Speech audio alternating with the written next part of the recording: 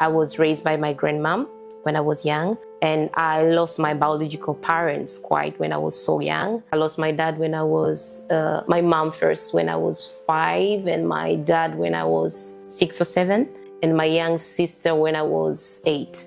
So in a span of 3 years? Yeah, in the span of 3 years. You lost your entire family? My entire family. I won't lie. I thought God don't love me, because at the age of 5, you take my mom, and then you wait for 2 years or 3, and then you take my dad, and that is not enough. You take my sister. I used to think like God maybe have some people who he preferred to love. So I didn't consider myself as someone who's loved by God, honestly speaking. And growing up, you see, you don't fit anywhere. Like you go to this place, you don't fit. You go to this place, you don't fit. And then people start talking, and you don't have any person that can tell you, you're fine, you're beautiful, you're great. You should not think about it. I was scared to have someone close to me. Because you felt they might be taken away. So even the friends who really loved me for who I am, for what I am, sometimes I used to push them. They're like, no, maybe I get used to you, and then you're not there tomorrow. Me graduating and seeing myself becoming a doctor was a really evidence of what God is doing in my life, regardless what I had to go through while I was medical school. How am I choosing? These are some things which I both love. I really love art. I really love being a doctor. It gives me fulfillment. I get the same fulfillment when I write. I get the same fulfillment when I save a life or when I help someone out there in the hospital. Have you ever blamed yourself in terms of you're not performing well in school, you've lost your parents, and you're going through life, and you look at that and you're like, maybe I'm just probably not the right person, or I'm not good enough? Have you ever blamed yourself? Yeah, and this question is really making me feeling so emotional right now. So what would you say to somebody, they've been in that place where they hated themselves, lonely, deserted, dark room, dark corner, no light. And so they're looking for some form of hope. Probably they have not found it. And now they're watching this episode. Coming from you who have gone through all that, what would you tell them? Oh. This is more than a conversation. It's the story of a woman who lost her entire family at a young age and spent years trying to find herself again. Until something shifted. Welcome to the Thrive 365 podcast. You prefer I call you doctor or Miriam? Miriam. Miriam is good? Yeah. Okay, good. So Miriam Lucas, I'm excited to be here with you today. And I know we're going to have a really good conversation around a lot of things. I'm super excited. I hope you're chilled. I don't want to hold it for a while. I want to let's just get right into it. Okay. So I was going through your social media. Tell me about it. Yeah, I went through your Instagram. I went through your YouTube. I discovered a lot of things. And some of the things I did not know yet. Oh, wow. And so it made me change even the approach, or rather look into the approach a little bit in depth. And so one of the posts that took me, I was very interested with this post. Wow. You posted this post on 31st of May, 2023. Oh, wow. That's quite far. And then this is what your caption was. Growing up, I lacked self-confidence and acceptance of who I am. And I didn't like who I am to the point every compliment was like salt on a fresh wound. Oof. That was deep. And so I think I would like to ask you, if you could take us into that version of you. Yeah. Right? What did it feel like to live in a body or an identity that most likely you didn't accept? Yeah. How did it feel like to be in that space? Okay. So I don't know if I should go before that, or maybe let me just go straight. If I remember, most of the time that I was young, I had issues with accepting who I am, the way that I look, how people speak about me. So it used to be a struggle, honestly, because when you hear a particular word over and over, it tends to become you. You kind of feel like it's a part of you. You kind of feel like this is me. Maybe this is what people are saying about me. So this is me. So if I go back to that version of myself back then, every compliment used to look like somebody's mocking me, or maybe they just want to say because they feel. But all of that have a story, because I believe the story before that which made me to be in that place. And if I can just say shortly, is the reason why I was like that. It's because, first of all, I grew up in a place like there's no match appreciation, or there's no match like, you have done this, congratulations, you're doing great. Those are small things that we don't look up to, but they really mean a lot for a person who was raised by a community. So a story behind that, that's why I said, should I go back? Because the story behind that is, I was raised by my grandmom when I was young, and I lost my biological parents quite when I was so young. I think I lost my dad when I was, my mom first when I was 5, and my dad when I was 6 or 7, and my young sister when I was 8. So it was quite a lot for someone like me. And growing up, you see, you don't fit anywhere. Like, you go to this place, you don't fit. You go to this place, you don't fit. And then people start talking, and you don't have any person that can tell you, this is not fine, this is okay, you're fine, you're beautiful, you're great, you should not think about them. So that's a story which I cannot unpack all of it right now, but I think that was the roots. Like, there was wounds in me that really needed attention and healing, which led now to this version who was not hearing any compliment as a good thing. So yeah, I think in summary, that's it. Wow.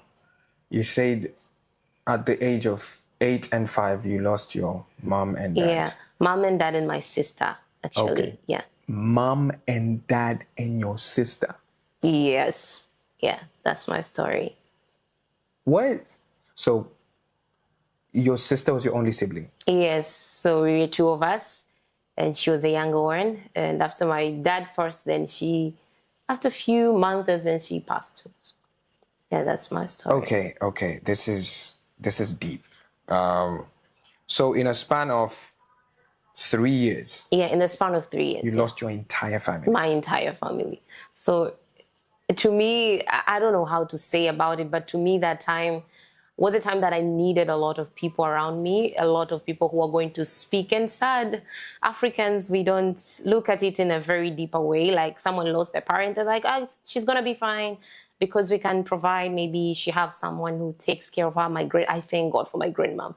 She tried a lot, but only on the physical part, and the mental part was left as it was.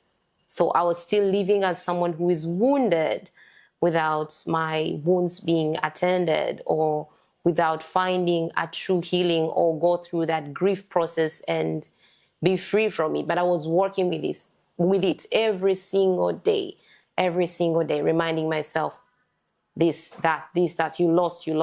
So until when I grew up, it was difficult to find myself and to know, Miriam, you're fine. Let's stay at the age of 5 and 8. Yeah.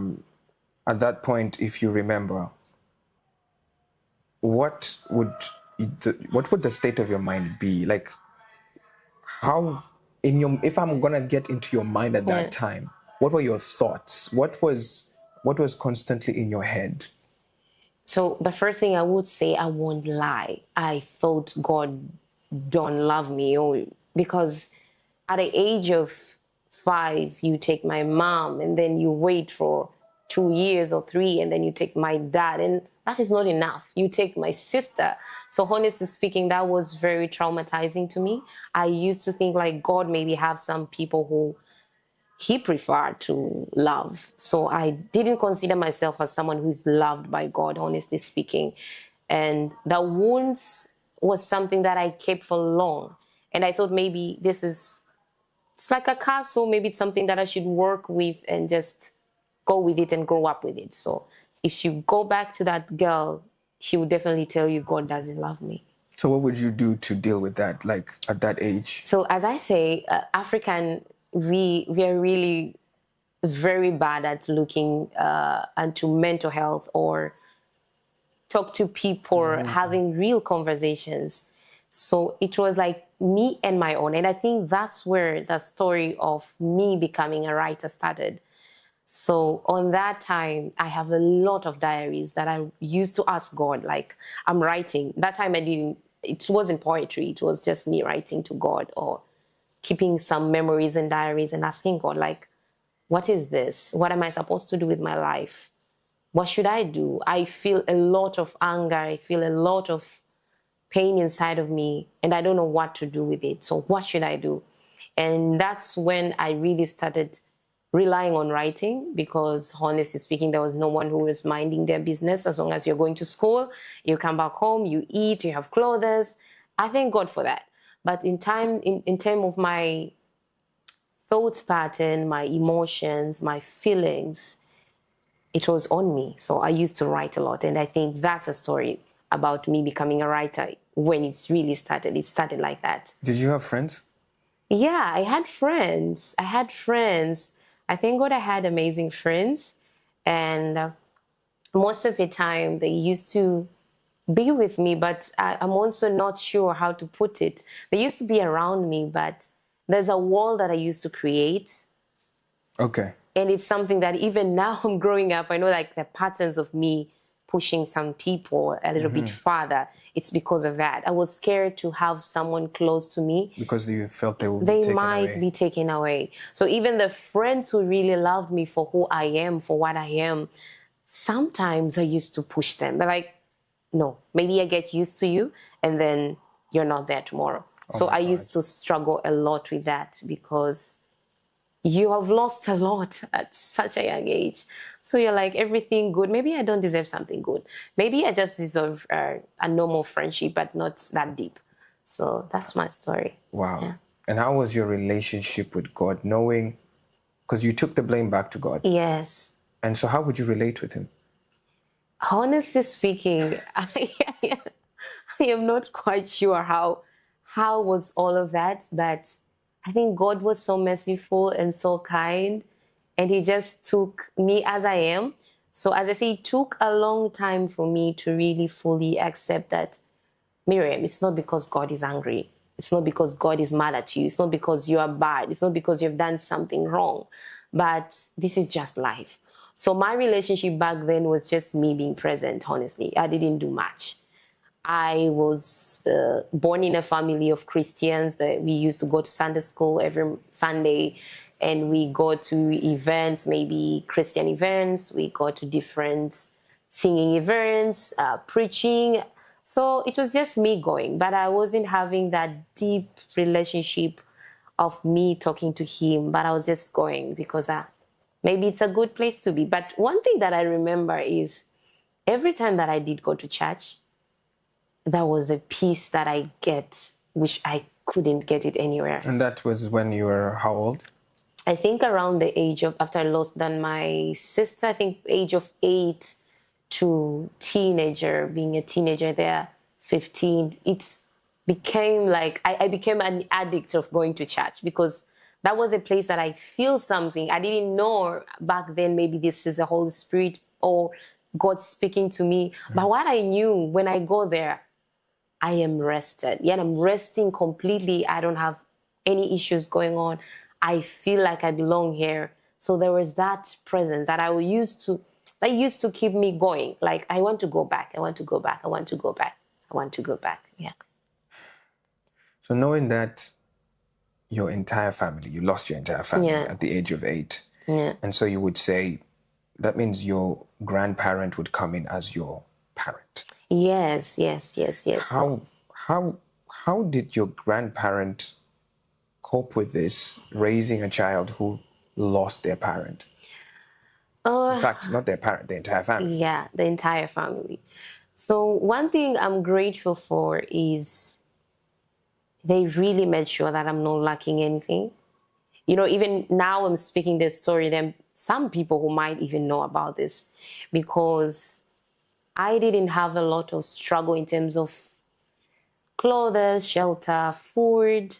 I am grateful for that. They really made sure that I'm really well kept and protect me, like in a manner of a way that I won't feel like I'm lacking. And they really try their best in taking me to my auntie's places so as I can be with other people, my cousins, play with them, and feel like I am not alone. So they really tried. They really tried. I cannot say they didn't do much, but they tried their best to make sure that I'm well protected, well covered. I go to school and I get everything that I need as a child. The only part was the emotional part, which I can't blame them.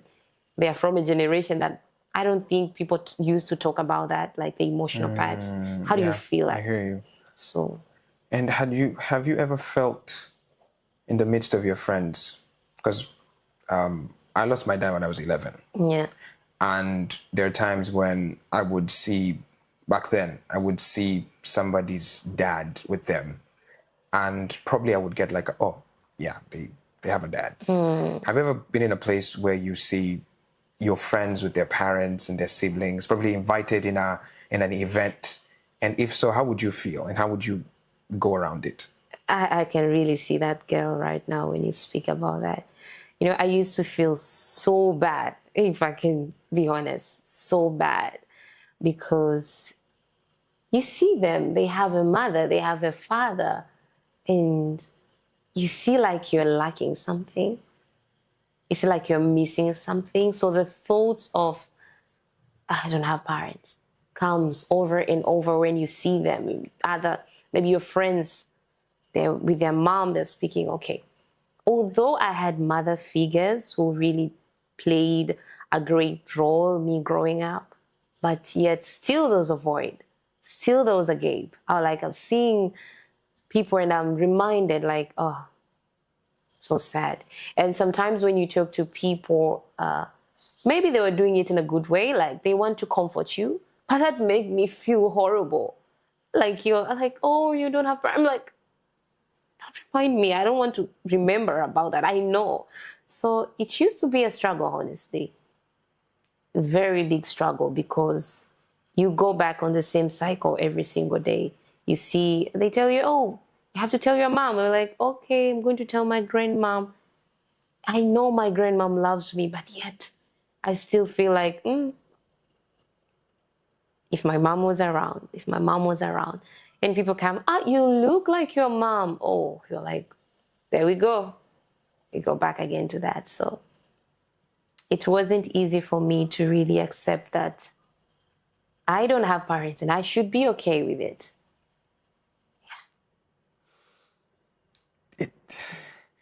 It seems to me it's a very deep.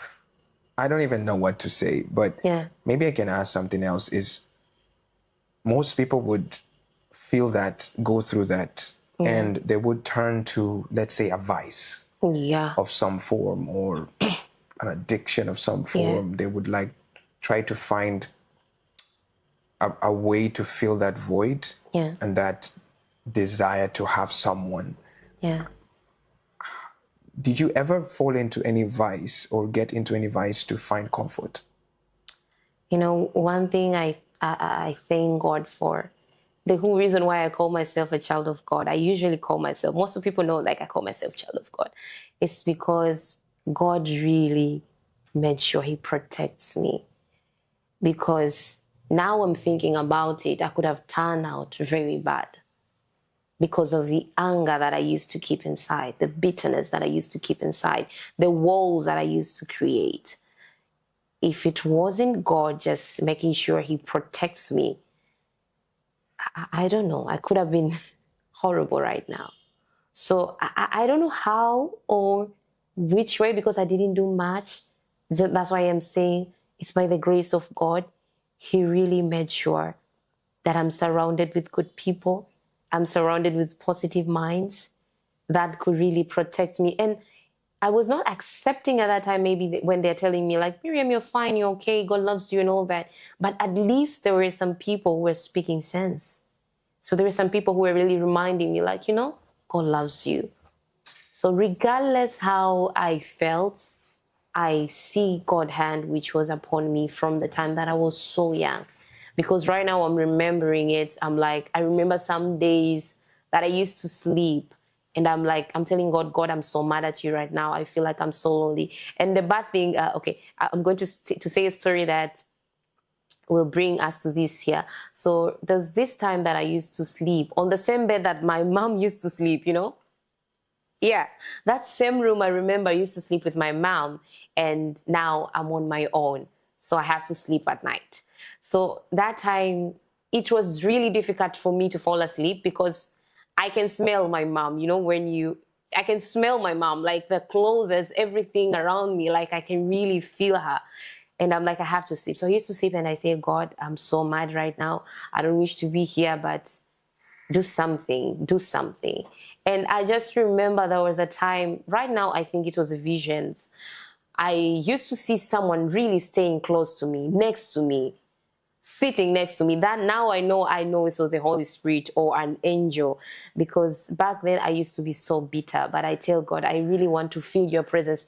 And I tell you, I kid you not, Kevin, I really felt the presence of someone watching over me from night till morning. So that experience itself really made me understand like God is with you. So you don't have to worry, God is with you.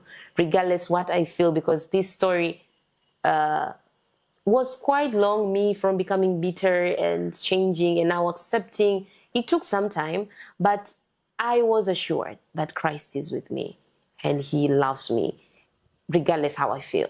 So I thank God for that, because I know it's only him that kept me through all of that and helped me to grow up well and to come out this.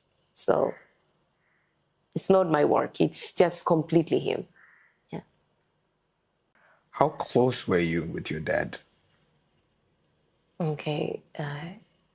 if you can recall? If I can recall right now, it's me hanging out with my dad most of the times. So that would really tell me I really love my dad so much, because he used to take me out, take me to buy things, always daddy's child.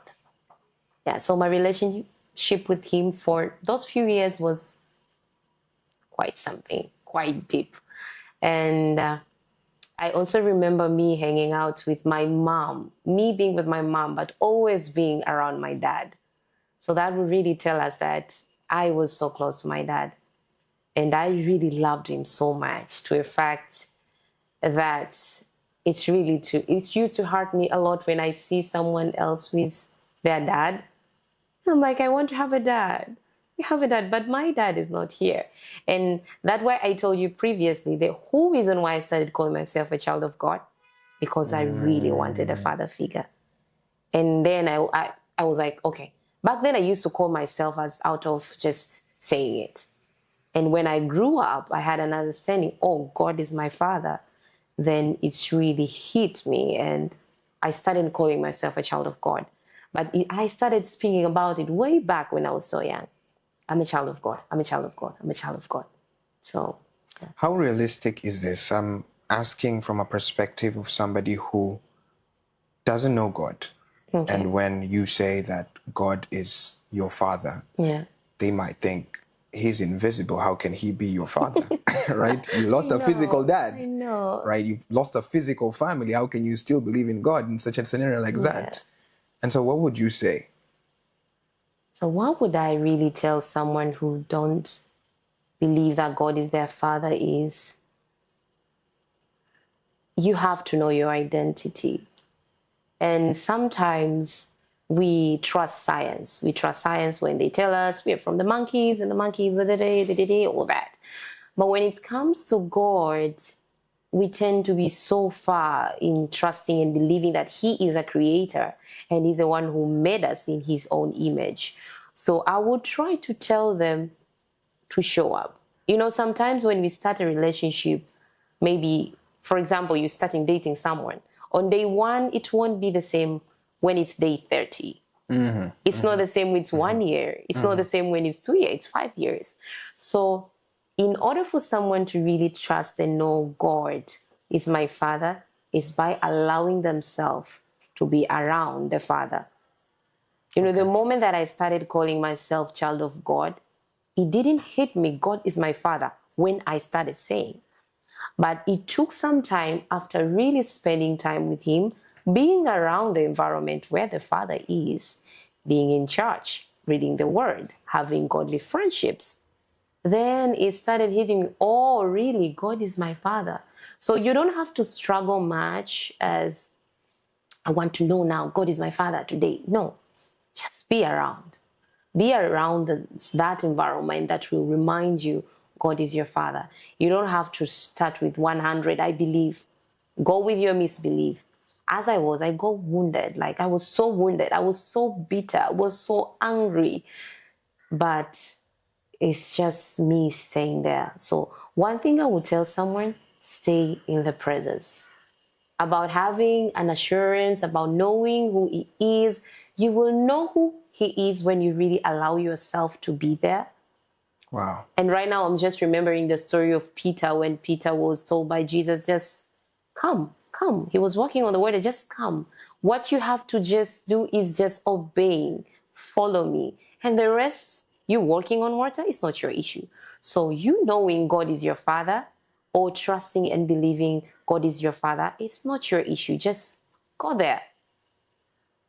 Go there and just enjoy the presence, and you'll really find it. It's almost as if you're saying, when you come close to the environment that you were sourced from, Yes. you can draw your identity from Exactly, it. because that's who you are.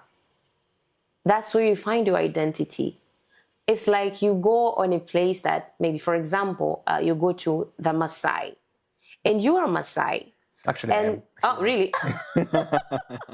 Okay, that's nice. Yeah. So you go there, and those are your people. Yeah, like you go to your people, and they're now telling you you're a Maasai, and you realize that, hey, and I'm a Maasai too. So you are in that place, and you are looking at yourself like, I look like these people. So this is where I belong. So it's just the same way. Just go where there is that source.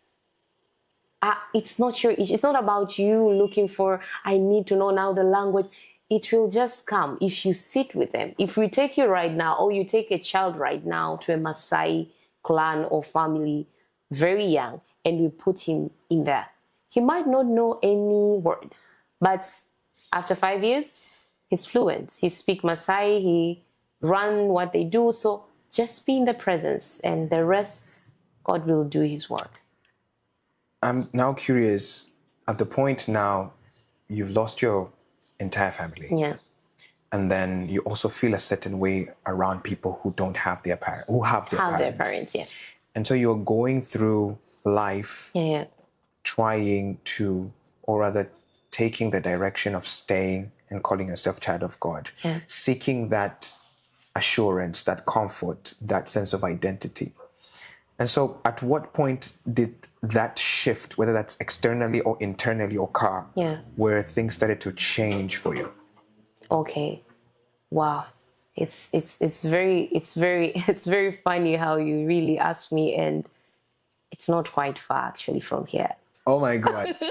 Yeah, it took some time. Yes, I believed God and I really trusted God, but this is a span of maybe 8 years ago. Yeah, it's maybe 8 years ago or 7 years ago. Okay. Yeah. I just remember that that's one time that I met particular friends, and that's why I thank God for good friends. You know, when you have right friends, everything is going to be fine with you in terms of how you think, in terms of how you do things. So I just remember after I met those friends, and I was hearing them speaking about how they experienced love, how they saw God as a father, and the fact that they had parents, but still... So God as a father. Yeah, so God as a father. And then it started hitting me like, you know, Miriam, you have to accept it. He's your father. You have to remember how far He brought you from the time that you were young. He has been constant. He has been true. He has been proving himself that he can provide everything that you need. You know, right now, because when you take me 8 years back, I was maybe in university studying. So look at yourself right now. I used to write in my diaries that one day I want to become a doctor. If it's not a doctor, I want to be a journalist. That was it. The things that I used to write. And now look at yourself. You're a whole doctor right now. You're now on the way of becoming a doctor. So look at your story. So God really is the Father. And then I started a whole pattern of understanding who really God is, and pressing and reading and finding resources that will tell me that God is the Father until it sinks. I don't remember what point exactly it's now started feeling like God is my Father. I don't remember that. But I just remember how it started. It's by seeing these friends and how they really love God and how they articulate, how they see God as a Father, the provider before their earthly father.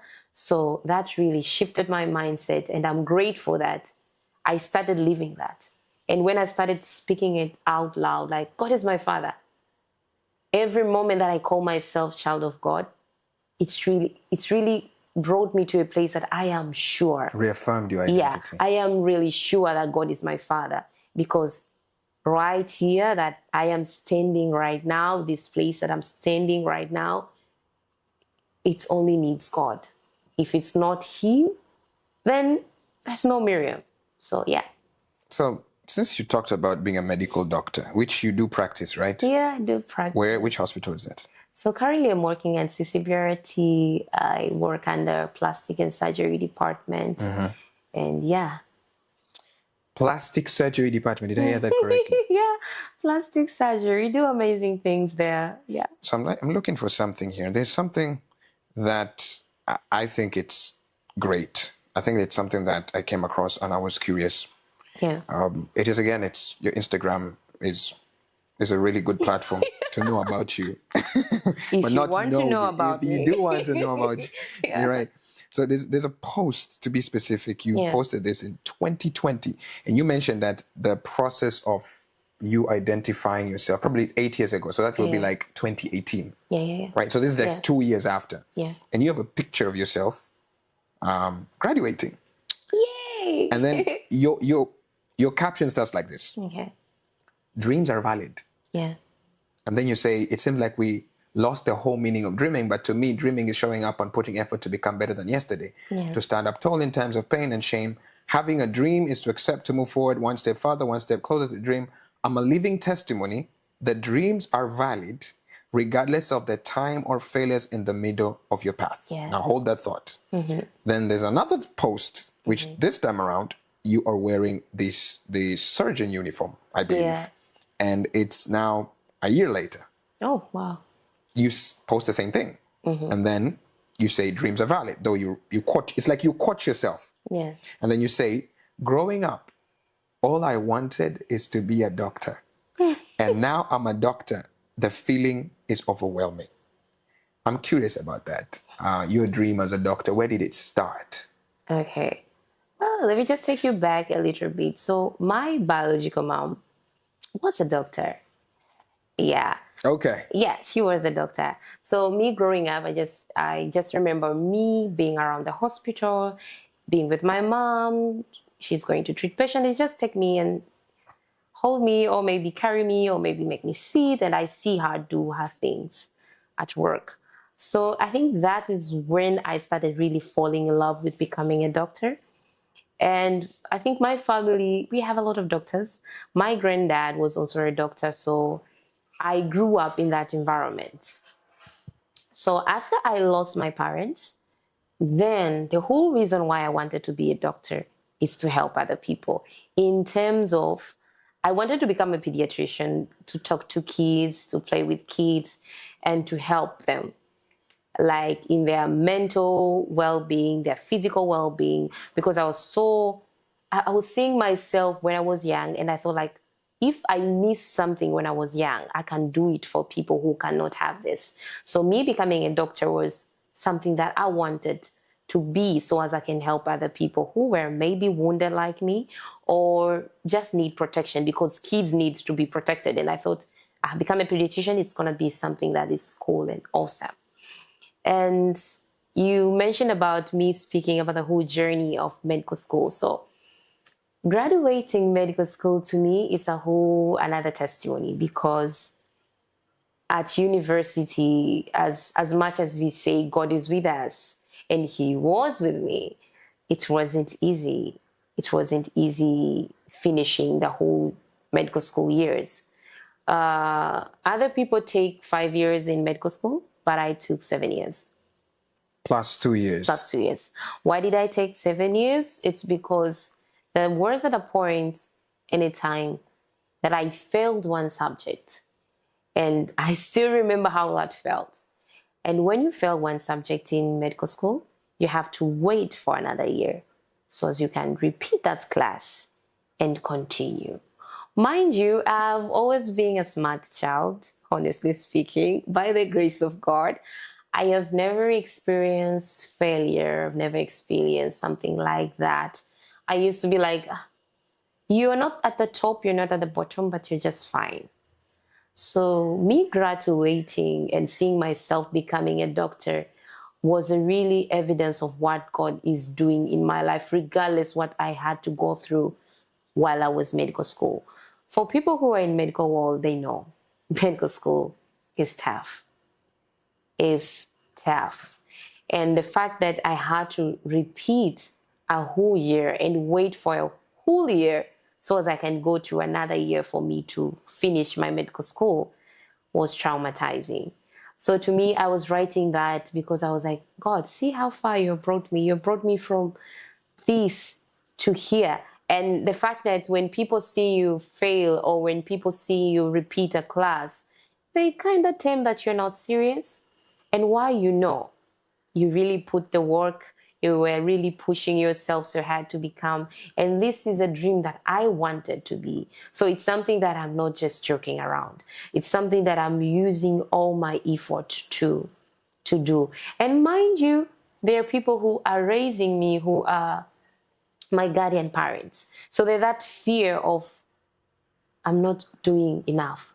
So maybe I am failing because of, but there are people who are paying for me. Now they have to pay extra. So to me, that whole journey of failing and waiting for almost a whole year for me to graduate really taught me a lot. And it was really sealing now the fact that God is the only help that I could ever have. Regardless, my family at that time, they didn't understand why you're failing. Because I told you I'm in the family of doctors. So there's so much smart people. The extended family. Yeah, the extended family you're talking about. They are very smart. Everyone is doing well at school. There are those people who just have A's and all of that. So see you failing, they're like looking at you like, how is this so? What is wrong with you? You're not serious. And on top of that, you like some other things which are not medical. So maybe this is the whole reason why you're not making. Now I know where this is going. Now you know where this is going. I know where this is going. Before we go there, yeah. Let's talk finance in terms of you being a doctor. Yeah. I do not know the fees that is required to study medical school. I assume it's not small.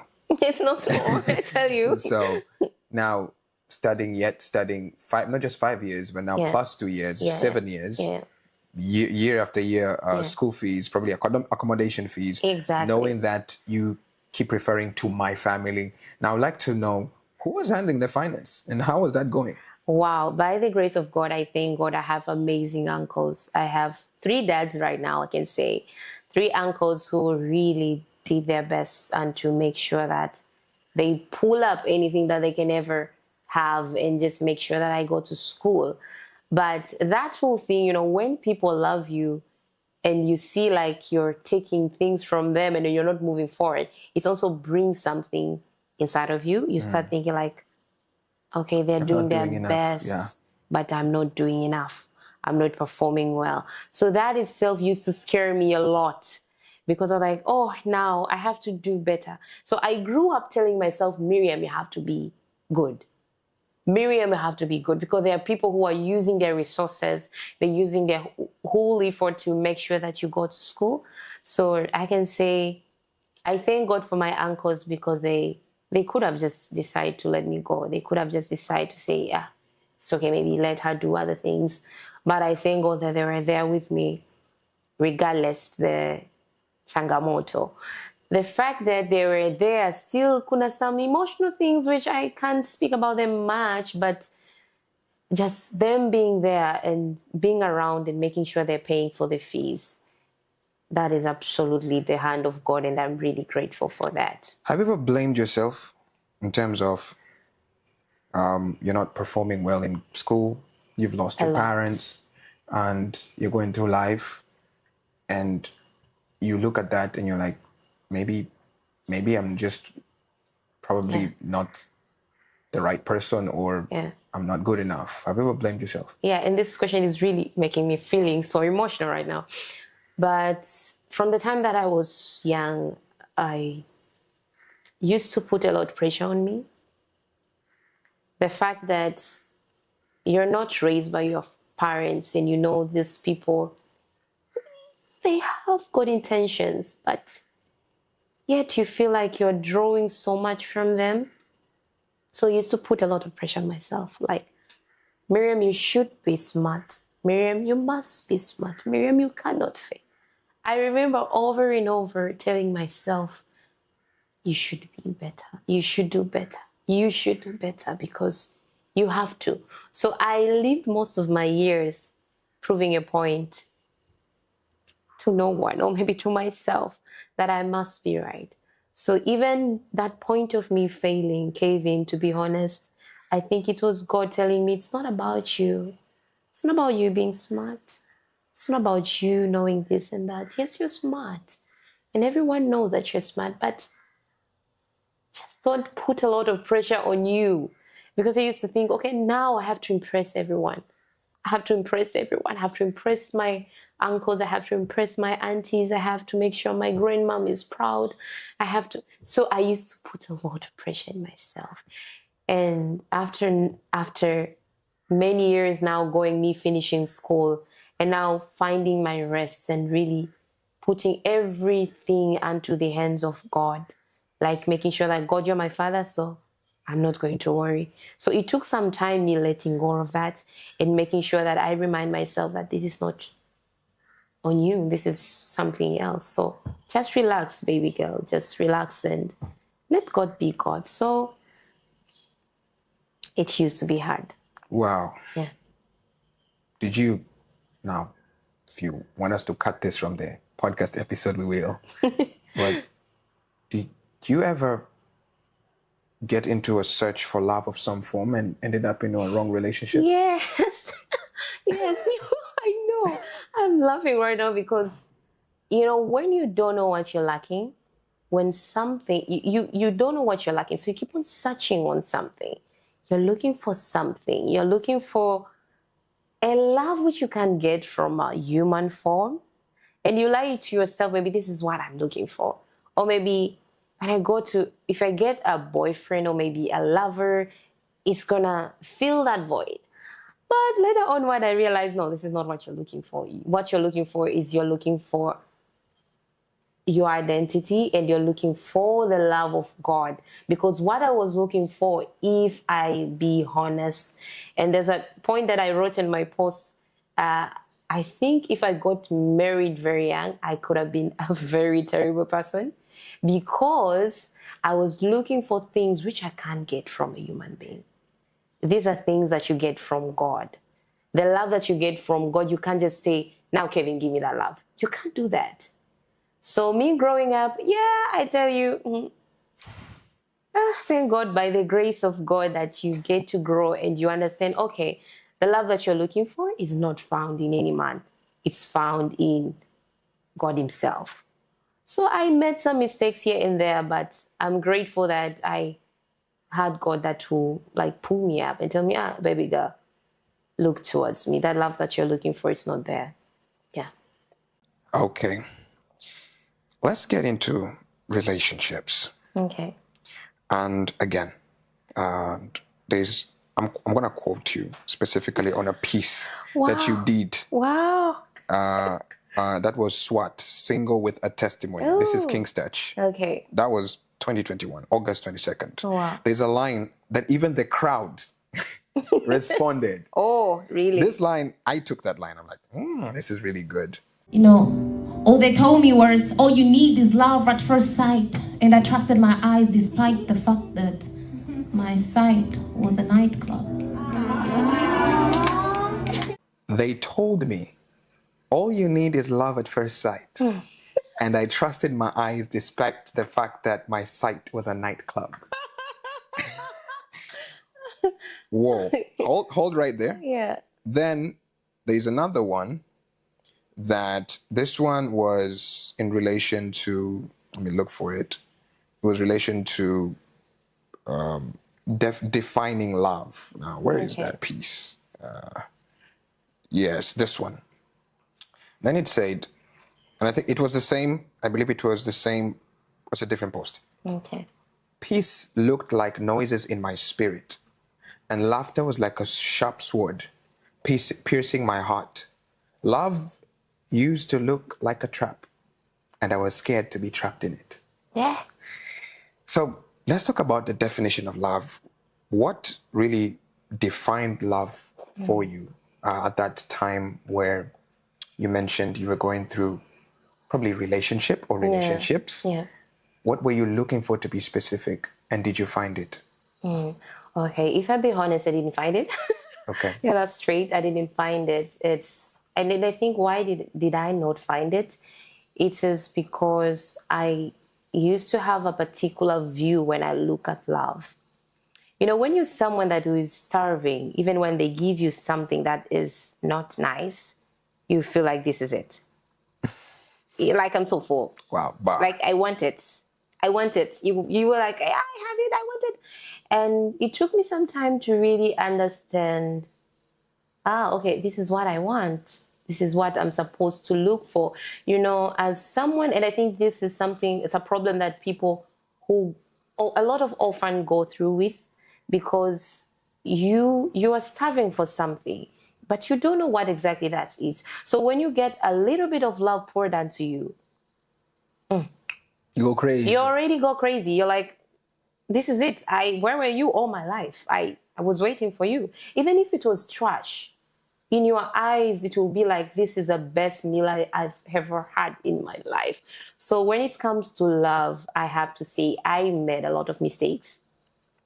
I thank God I didn't do crazy mistakes, but I thank God that I had people that I say, I'm really grateful for friends who will really be there and tell you, Miriam, nah, this is not it. Miriam, no, this is not it. You are more than this. So I remember there was a relationship that I was in, and looking at myself at it, you're in a relationship and you know this person, okay, you have your values as a Christian. So I used to keep my values. Like, this is my values. I don't do this. I don't do this. So I have to keep this clean. But you're like, this person is cheating on you, like out loud. Everybody knows. Everybody around you knows. And they're like, we know that this guy is cheating. But you're like, but he loves me. He's there. So I have to stay with him. Maybe it is his weakness. Maybe he will be better one day. Maybe I am meant to have this suffering kind of love. And mind you, because I used to struggle into getting attention from growing up. Like, when you grow up, you want to have attention of your parents. You don't have that now. You're an orphan. You can't get a full attention of your auntie. She also has their kids. Yes. So they are also looking for that attention. You're like, so when you finally get someone who is really unto you, they're saying that they really like you and they're there. Like, this is all I need. Maybe God is just speaking in his way. I'm supposed to be here. This is where I'm supposed to say. So I thank God for good friends. I cannot say it otherwise, because it's the friend that God gave me, and these are godly friends who really started taking me, oh, Miriam, you have to go through some period of learning and unlearning the definition of love. Because to me, it was like, when someone say they care, so it doesn't matter how that care looks like. So I struggled for it for quite some time, and it's just because I was looking for wrong things to wrong people. There was a void that needed to be filled, by understanding who God is and the love of God is. And that's why I stand into healing, because that is what I really love. I want to people to see when they see me. They receive healing, they get healing, because I struggled a lot getting that, or understanding that the true, how true healing is, and how healing can impact and affect everything around you. So you don't see love as love, because you have wounds which need to be attended to. So when you go to force yourself and to be into a relationship, it won't go. It won't just go. So I am grateful and I'm thankful that I had people who had to tell me, like, Miriam, go listen to this, watch this, look at this person. And I just remember one of my friends, they gave me a series from Sarah Jakes. Yeah, the story of Sarah Jakes really changed a lot of my mindset. I'm like, girl, you're not settling for less. You have to really find out and know what love is. And me understanding the love of God changed my mind. And then I started and I said, oh, this is how I should be loved. It's not because to me, I was like, okay, when someone tell you they love you, that's it. Yeah, and they tell you they love you, and you don't have that love, so you get it from him. It's only him that can give you. It's like you do not have a reference point, so anything that comes goes. Exactly, and that's why I think we need a lot of males, father figures, to show us love. And it's something that I was really craving to see, love from a point of someone that really is genuine, loving that, Wow. loving me, and really showing me, oh, this is the way to be loved. So I really made a lot of mistakes, if I'm being honest, but I thank God by his grace. He really made sure you're not killing yourself, you're not dying, but he brought me up, yeah. If you can share, what could be one mistake that you've made that you feel many single women make that you eventually discovered the solution to it? Can you share that? Compromising. What do you mean? I think a lot of us compromise a lot just because we think maybe you can get someone like this person that you're dating. So you might compromise your values. You might compromise your faith. You might compromise the things you do every single day just for the sake of pleasing this one person. I just remember just giving myself as an example. I met someone, he was fine, he was nice, he's a good guy and all of that. But going back, looking at myself, my reading of the word was not as much. My praying session was not as much. My life started revolving around him. Ooh. And I was forgetting about my own life, my relationship with God, and which was very important and vital. And this was the whole thing that I wanted. So a lot of women compromise a lot. And they don't weigh, what am I compromising? You know, you're compromising your identity. Now you're meeting a person just because you're like, maybe he's good. Yeah, he's a Christian too. So you just have that excuse, like, he's a Christian, but he's a Christian. So, but you look at yourself, you're way horrible than you used to be. It's like that relationship is taking away from you more than it's giving you. Yes, and I think most of us miss that. If you want to see if this relationship is good, try to trace, am I even becoming better? Is my thinking pattern going way different? Am I doing things differently? But you find yourself like, you found me, I'm praying, I wake up every morning, I go, I serve. Right now, 1 month later, I don't serve God, I don't pray, I don't do things of God. So compromising. I can say I did a lot of compromising in terms of my little things that at the end of the day, there's still a lot of things. When you come back and sit, you're like, wow, it's now a month that I did not do this and this and this. But I used to do them so well. I used to love it. I used to enjoy them. Now you don't even enjoy them. So I think a lot of young women or ladies, they compromise a lot. And what they're compromising is not something that they should compromise. Most of the time it's like that. And the desire of just being loved, you just want to be loved. You just want to be loved. And not knowing that the love that you're looking for, you can get through other things. You know, sometimes you're just missing the whole point. Like, you can show other people love. You can save other people. You know, it's the same amount of love that you pour onto other people, small by small. You can receive it back. So just wrong places of us pouring love and expecting one person to be the whole source of love that you need, which is wrong. Yeah. Okay. It's almost like you're saying, there's a verse that I can quote from the Bible. Yeah. The Bible, I think the one that says, walking in the Spirit, and let me write it down. Walking in the Spirit, not lusting against the flesh, something like that. Yeah. I'm gonna pull that up. I wanna make a point, and then I want to know if that's if that's what you're saying. Yeah. What is happening here? Walking in the Spirit. Let me use my typing. Should help. Okay, so yes, it says, "This I say then, walk in the Spirit, and ye shall not fulfill the lust of the flesh." Yeah. Wait. I think I want the whole thing, just not that part. Yo, please give me the whole thing. Yes, I say then, walk in the Spirit, and you shall not fulfill the lust of the flesh.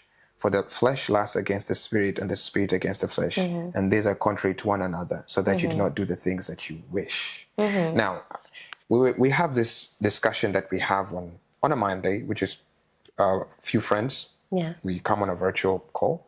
Oh, wow. And then we just discussed the word that was preached by the man of God on Sunday. And we're just like, hey, what did you learn from this? Okay. And so somebody, to be specific, Naomi, somebody shared this throughout the week. So conversations happened throughout the week on WhatsApp. And so they shared something that I never saw. Oh, wow. I was like, oh, this is good.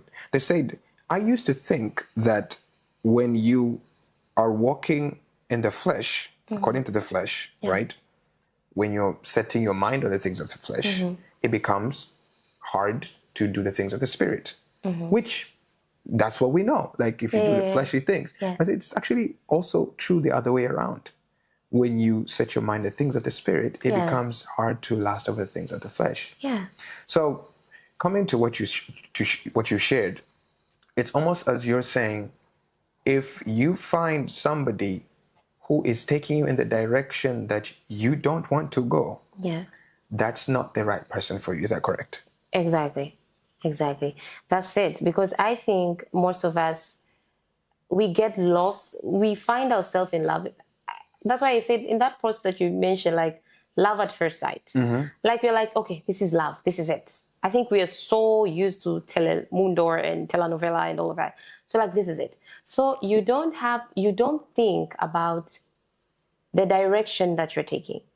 So for instance, I meet a guy right now and he is called in maybe doing ministry in Songea, or maybe called to do, I'm sorry to say Songea. I'm just saying, maybe he's called to go in the villages. Like that is his whole purpose why he's in this earth. God has called him, he's told him assignment that you have to go to Songea. That's it. And I am called to do ministry, maybe to travel around the world. So do you think that relationship is going to work? Tell me. It's going to be so difficult. It's going to be so bad. And you might find yourself at the end of the day, you realize like, no, I don't want this. I think I don't want this because I'm going to this direction, going to this direction. Now the mother is supposed to go to USA and the father is like, I'm going to this village because God has told me this and this. I have to see those villages. You see, so most of us, we think, or maybe rather we don't calculate. And I don't want to use the word calculate, but we don't calculate the extent of our whole meaning of being alive and where exactly God is taking me. Ooh. Most of the time you're like, you'll just love someone that I meet. But is this the direction that God is going to take you to? I know when you find someone compromising some things, it's gonna happen in one way or another. But is this the direction or the vision of the life that you really see yourself going into? Are you ready to sacrifice everything that you do right now? And now I'm following the man of God to Songea. We're going to preach the gospel there. Yeah, it's good, but you have to be sure that this is it. So I think a lot of us, most of the time, we don't calculate the cost. which might cost everything. So right now, maybe I meet someone who doesn't want me to become a poet. Honestly speaking, that's going to break my heart. That's not something that I wish for myself, because I know God has spoke to me about it. And it's something that I wish to do for the rest of my life. Or maybe if it's not for the rest of my life, for the time that God has spoke to me that this and this should be done, then I should be done with it. So I think most of us, we should really now look in a big picture when we're really focusing in terms of relationship and seeing the bigger picture. Are we aligning? Are we going to this direction? And I believe if the Spirit is there, it's going to lead you towards the light. As that word that you have been reading, that I think deep calls into deep. So when it's right, it's just right.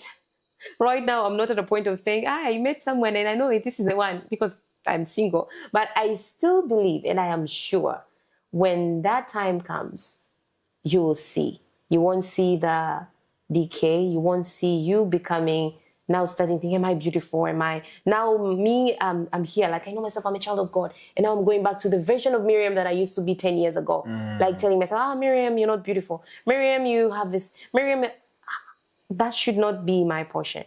But if it reached that place, then that is the wrong place to be. Yeah.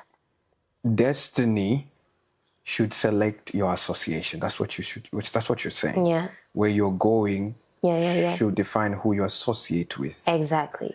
And so if where you're going has a certain you need certain values to head there, exactly, then you might as well look for somebody who can pair with your values to go there. Exactly. Because you can't go north, I'm going south. And so I can also mention to you, you are sharing this based on the failures as well that you've gone through. Yes. And so I would say it is very credible, because not only do we learn from the successes, yes, but we also learn from the failures. Exactly. I don't necessarily need to look for a married person per se for every topic. Yes, yeah, that's true. But for the topics that you have gone through and discovered a few things, I might learn something from that. And now that takes us to a different section. Okay. And this is in regards to healing. Yeah.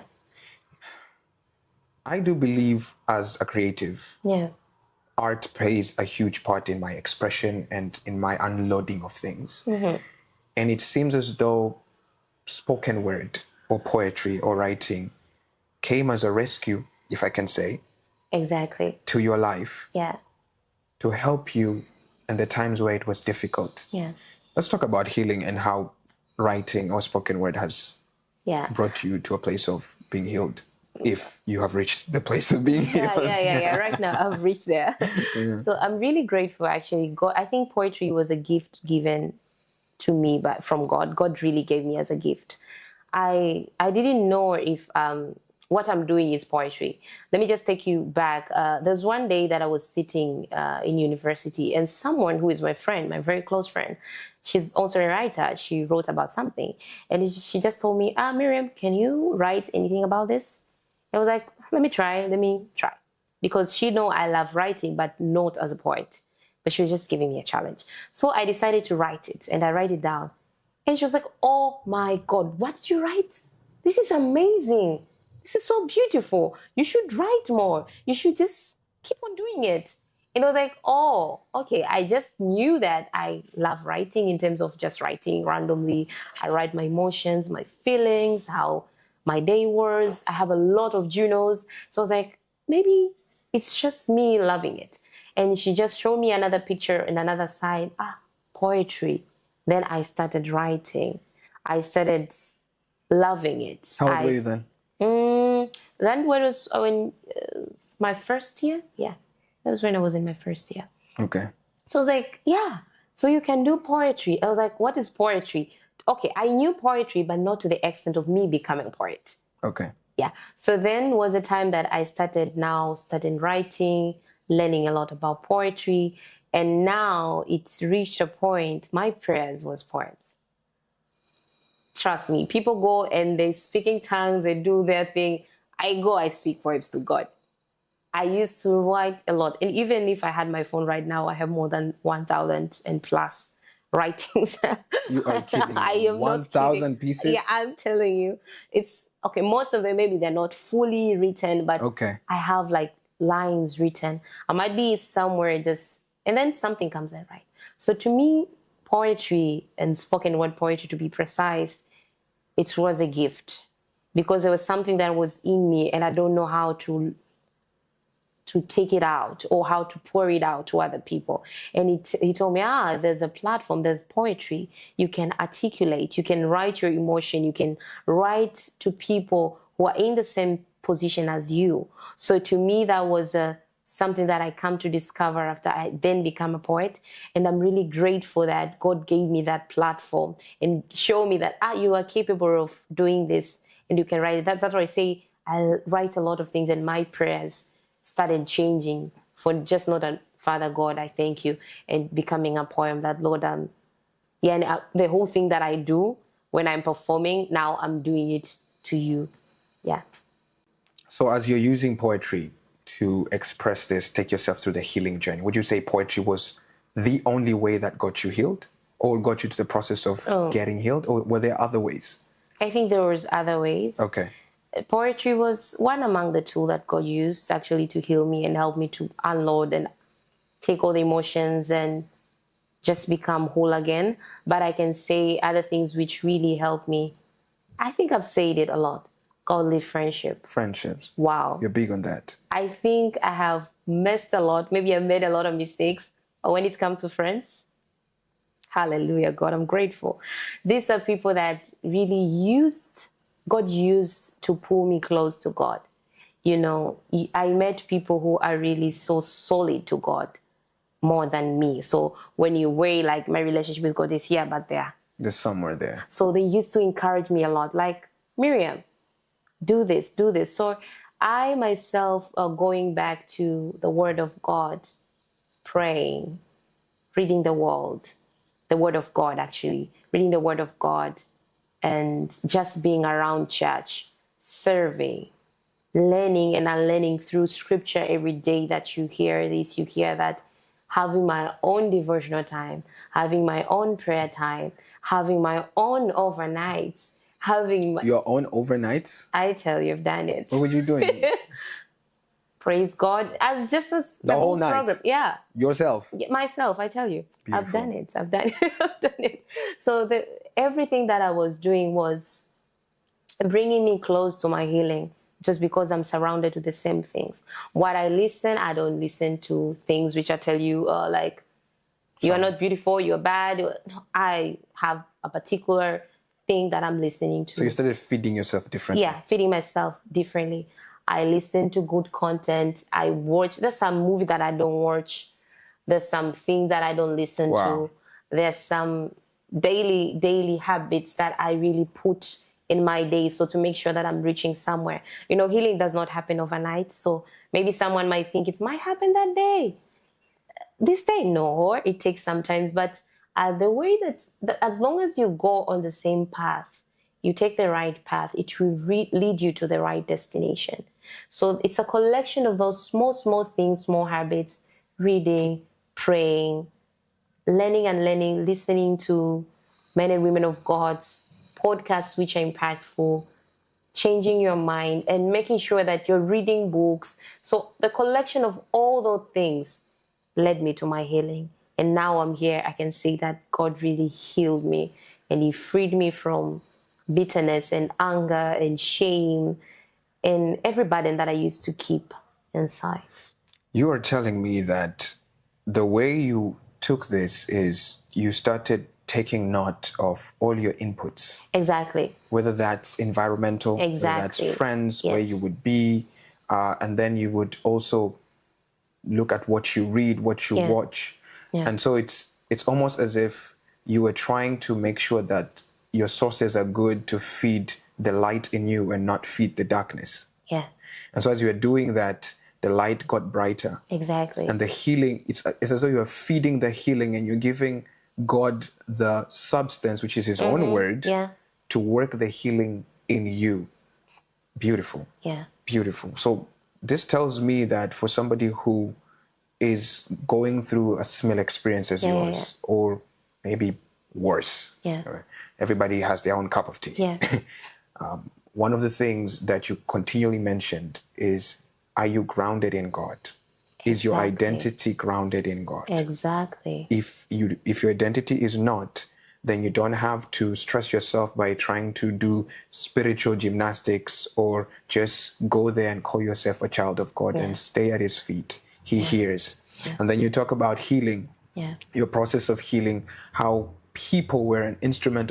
That statement kept on ringing, your associations were key. But then you come to this place where I really want us to go into that direction, is the spoken word. Have you ever witnessed your poetry impact somebody's life? And how was it? Wow. This particular person that reached me out on my Instagram, and it was because she was looking for something to feed her, maybe to feed her. I mean, that's a word that I can use right now. And she has been going through a dark place in her life. I didn't know about her. She just found me and she found my work and she started watching and watching and watching. And then one day she just texted me and she said, "Hi, my name is so-and-so. I've been listening to what you do.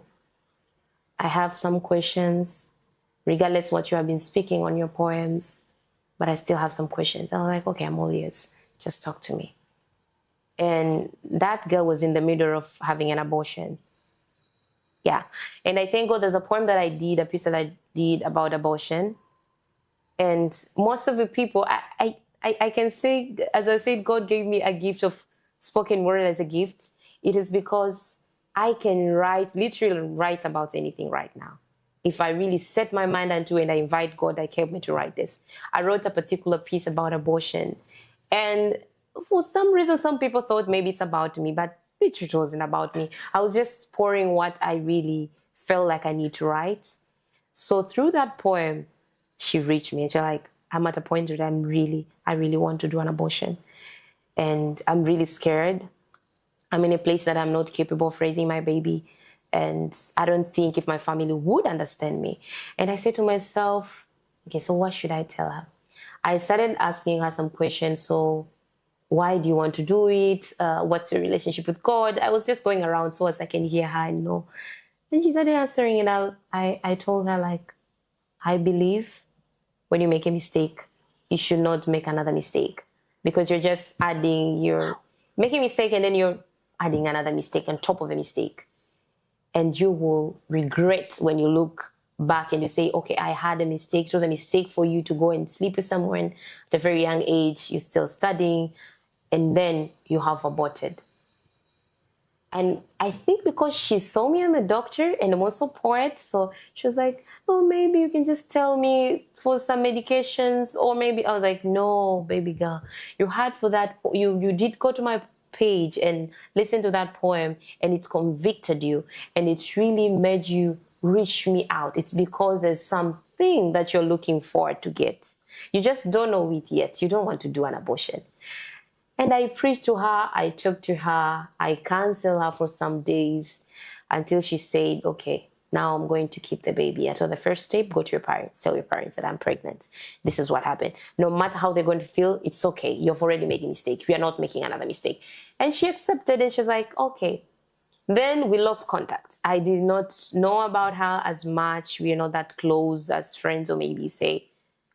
Then 1 year later, she reached me out.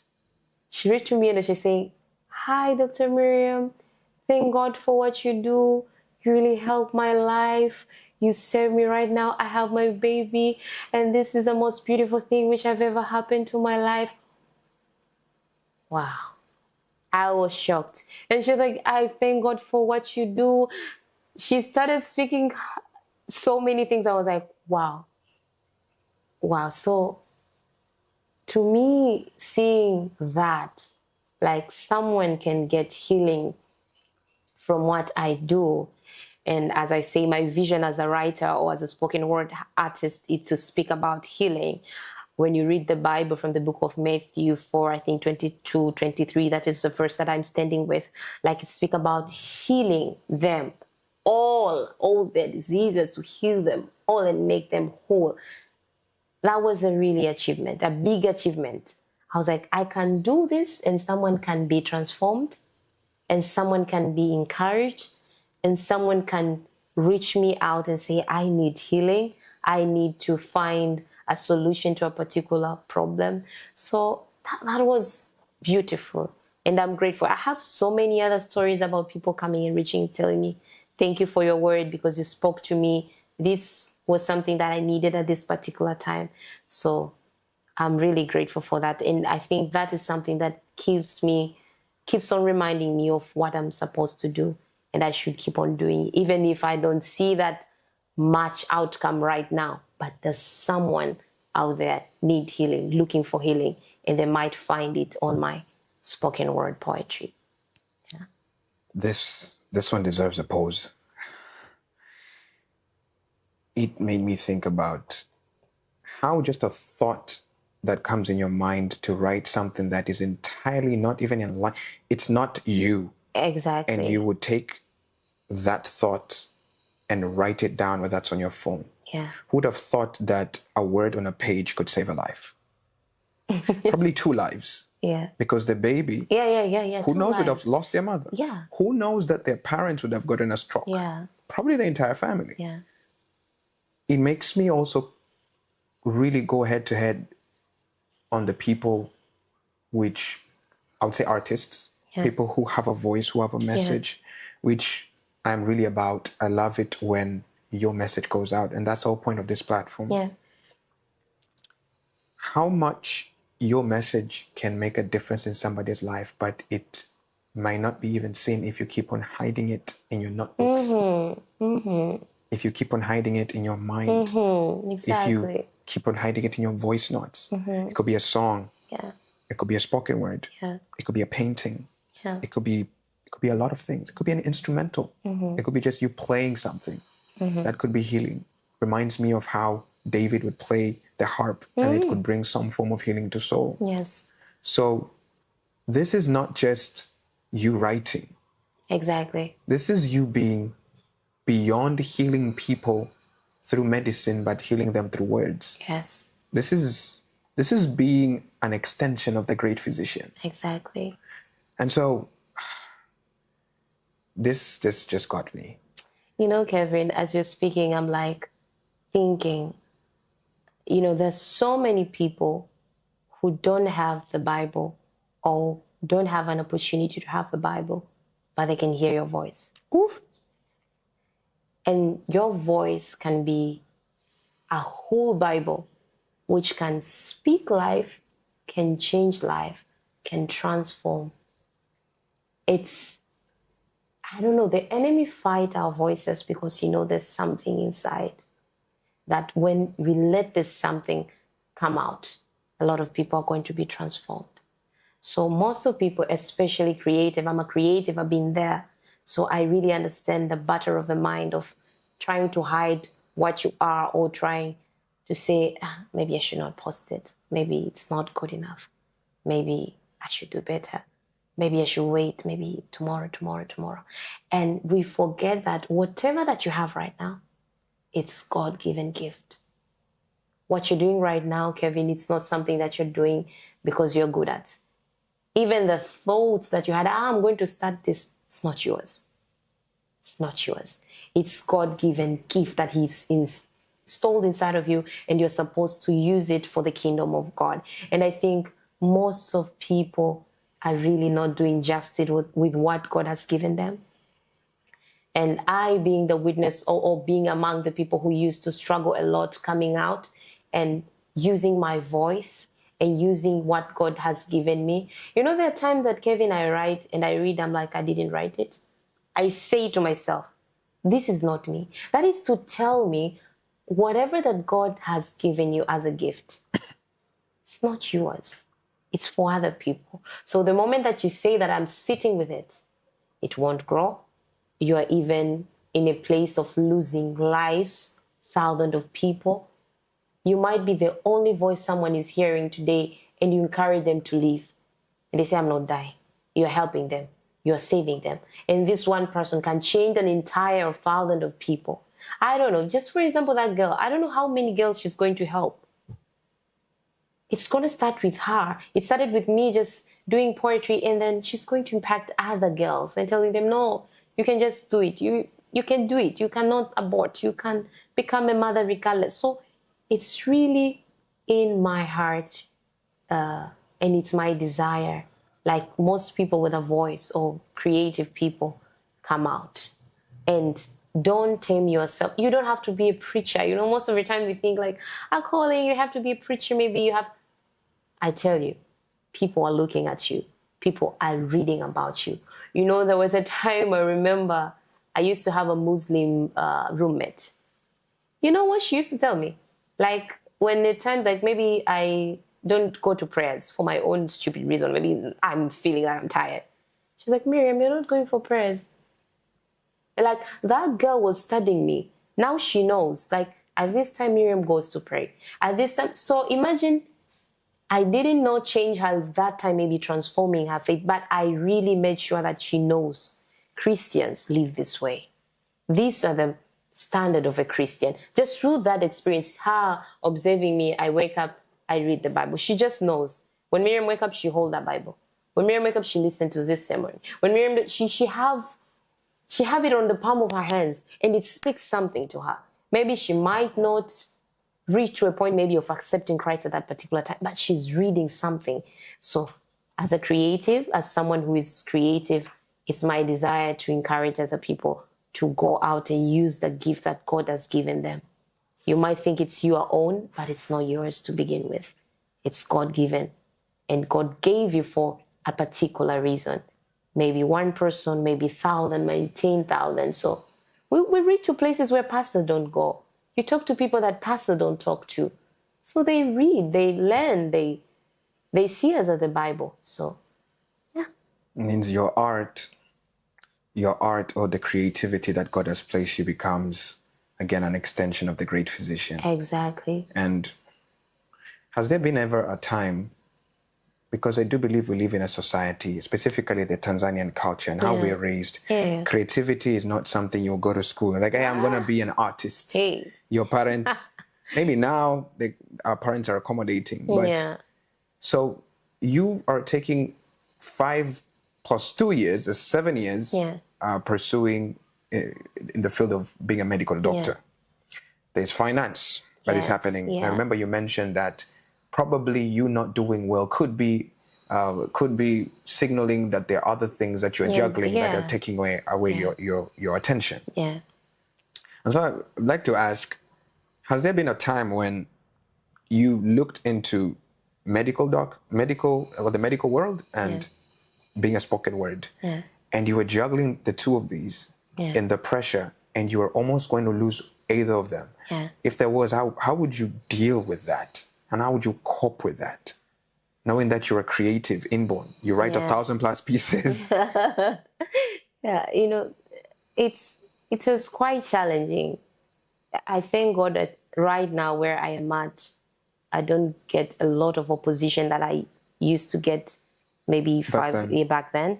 So having parents who was scientists, and they're so solid into it, like they're there. Yeah, like they're there. They're like, they are scientists. The art is something that I even remember when I was younger. I remember I joined the choir, but my grandmom said, no, you're not doing it. Why? You're taking much time. You have to study. You have to go to this pursuit of the family pursuit. Yes. Scientists. You're supposed to be in science. So it used to be a struggle. Like, how am I choosing? These are some things which I both love. I really love art. I really love being a doctor. It gives me fulfillment. I get the same fulfillment when I write. I get the same fulfillment when I save a life or when I help someone out there in the hospital. So, honestly speaking, the people who were around me at home, especially the time that I was failing and all of that, they're like, you see? You see, this is it. We are telling you, you're not focused. Jack of all trades. Hey, you're not focused. Now you're a black sheep of the family. You know, you come up with some form that you love art and all of that. It was quite different. And I think it's the whole reason why I stopped going out or maybe trying to avoid it from coming outside.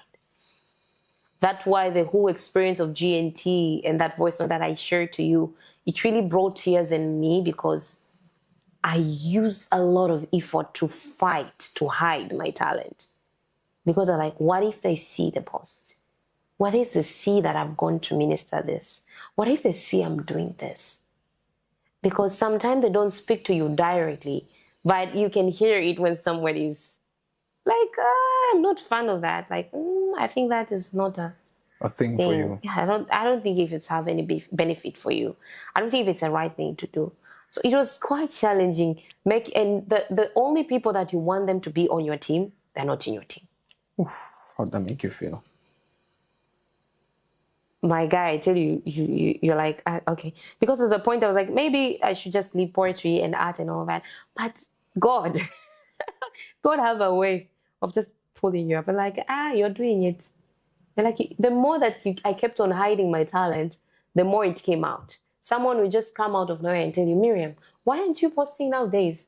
Miriam, what happened? You stopped doing poetry? What happened? Because I remember there was a year that I didn't do anything like about poetry. I was just writing on my phone. On my phone, yes, I have thousands of poems, like I write every day. But just doing posting or just sharing on social media, I really stopped because I was like, Miriam, you have to think. You have to rethink about it. Probably there's something that you are doing wrong. You should choose one side because this poetry thing is not going anywhere. But as day goes, that's why I say God have a great way of doing things. They started being okay with me just when I tell them, there were times that you tell them like, I want to go to a poem event and all that. They're like, But it's reached a point like that. Okay, sawa, go. We don't care. We don't care. To a point, it was very beautiful. Last year, it is the first time that I saw, Achanana, this cousins and all of that, but an older person in your family taking your work and just sharing it. And she did go further and even sending it to the groups. And they're like, see my daughter, I was like, wow. I think this is a point that I realized that, Miriam, you should not stop. You should just continue doing what you're doing. Because now, regardless, I still know until now they don't get me exactly because they're like, okay, we are happy for you.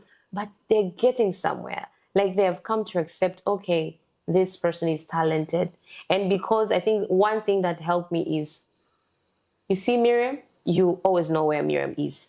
If she's not at work, she's at church. If she's not at church, she's somewhere revolving around church. Somewhere holding a mic.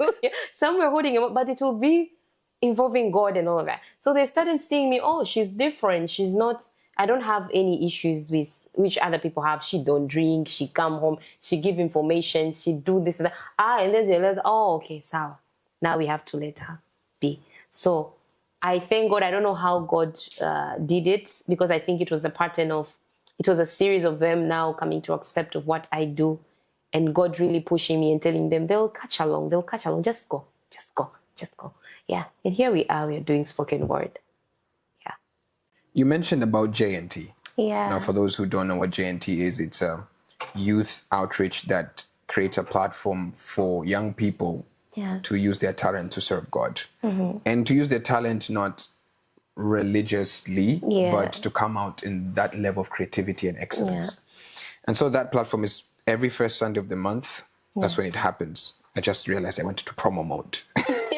As well. And so the specific piece that you performed or ministered was called Category Life. Yeah. And this is in your new album as well. Yes. But interestingly, I saw you perform Category Life in a different platform. Yeah. That was 2021. Yeah. And this was probably the same stage with Born Kings. Yeah. So I'm realizing that was 5 years ago. Yes. You wrote this thing 5 years ago. 5 years ago, yeah. And is this the case with the rest of the pieces that you wrote for Alpha? No, so on my album, I think the oldest is that, like I wrote it 5 years ago, but most of them, I think I wrote them in 2022 to 2023, that range. Okay. Yeah. The struggle of coming out now. I just stayed with the work and I stayed with the work and I stayed with the work until 5 years. Yeah, until I decided this year, okay, now you have to get them outside. What was the struggle? So as I told you, being in a position like of listening to what your parents are saying, not doing art, and maybe do art, and when you listen to them, you don't know they're putting some things in your mind. You're like, when they speak, they're also impacting you by, it can either be positively or negatively. And sometimes you have to doubt yourself. Am I doing great? Am I good enough? Is this even something? Should I do it? Should I stop? So Category Life, I wrote it way back, I think in 2021, as you said. And it's something that I wrote and I'm like, okay, it's good. And then doing it and just putting it outside there was a struggle because of my own doubts. If I'm good enough, is it good enough? It's something. Until now, G and T came. You perform that piece and you hear someone that you look up to as a mentor or as a spiritual guide tell you that is something good and it can impact people, it can change. That's when Pastor Isaac Malonga shared it. Hands up. And I thank God, and I think it had to be Pastor Isaac Malonga, because if it was somebody like you telling me, probably it couldn't hit me as much. I'm sorry to say. But it's real. But probably it couldn't hit me as much, like to remind you, Miriam, what you're doing is way deeper than that. But I myself performing that poem, I'm just thinking, I was saying to my friend, I still remember how I was performing that poem at G&T. And the fact that not just someone, but Pastor Isaac Malonga was listening to what I was performing. Was not even just coming out there and saying, but he was listening. He was listening. I was like, this has to be God. This has to be God and God alone, just making sure he's sealing this and telling you, like, Miriam, you have to do more of this. You have to go more. If you have thoughts of just doing it for fun, now you have to change your mind. So to me, that was a moment that I can't forget. Just God using someone like Pastor Isaac Malonga. I respect that man. I've looked at him as a spiritual father who is not in my church, but I know this is one of the fathers in Tanzania that we are blessed to have that voice. His voice is, and God had to make sure that he is the one who is listening. He spoke. Maybe we can repeat. I'm like, oh no. No. So what did he say to you and what did it mean to you? So he simply said, I won't speak about it, everything that he said, but I'll say the whole point that he said. He told me that I should keep on doing what I'm doing, regardless, even the audience is going to be not so many people, but it's something that people needs to hear. And he spoke about, these are the things that we preach about. Like, and to me, it's ringing into my ear that telling me that, Category Life is like a sermon in an artistic way. Powerful. Like there's some things that you speak about. I spoke about maybe doing abortions. We see it as normal, but reading the word of God, it's even quite hard. A line like that. A line like that can use a whole sermon just reminding someone, now read this, go this, go deep with this. You have to use a lot of effort, but I use it in a very short time and then delivering that message. So to me, what Baba said actually that day was a wake-up call. Like, Miriam, if you are not serious, now you should be serious. Because what you're doing is not just a normal thing. You're preaching the gospel, you're changing lives, and you are telling people to do better. They can do better. And when I started now sitting and listening to my own poem, I'm like, woman of God, this is something, it's something so deep. So that I'm grateful for G&T. And to me, it was a wake-up call. It was a reminder of whatever that I'm doing. It's something that God has given me, and I should use it even more to be heard by many more people. Yeah, so for those who have not heard Category Life, it's going to show now. Kunamuda life is hard, the scar is dark, and I lose my track. naibeba mizigo yangu yote on my backpack and I'm just watching this life kama movie ya sidingo nageuza shingo kusoma this life diary. Although kuna muda unapoteza malengo na nikombalia ulingo na sijui jinsi gani ya kukishinda hichi kitengo, yani category life. I'm just thinking, what is this life where abortion seems easier than a Sunday mass, where kuvunja amri ni rahisi kama karatasi na being a virgin is a weakness to all humankind, yani category life. And sad, we always tell our kids to be like us when they grow up, while hatujuani. And maombi ya chakula tunayopenda sana, but giving our life to Christ tunachelewa sana. I mean, helping a sister is hard. Njia rahisi ni kuposti picha ili kadamnasi waone kuwa we are related, while hatujuani. And we call each other BFF, while our beef ni zaidi ya Yanga na TFF, yani category life. Where love to us stays on Instagram post but is nowhere to be found at home. Mama ni Yanga, baba ni Simba, watoto wote Azam FC, anazibikiki, anaziliki, yani category life. And we know more about the world more than we know ourselves. We know more gossip than we know Christ. Na blue tick moja na tuuma, while sala siku moja tunaipotezea. And we think it is nothing while it is a real thing. Nah, love to us means more money, na more money means kuvunja amri ya sita bado na sita na sikitika, yani category life. Kukosa iPhone kunauma sana zaidi ya kukosa Bible, and being online give us joy than being in church. Tuko behind our screen, tuna fake life ili tuonekane, si bora tuponywe, turudi nyumbani like a prodigal son, tukatubu.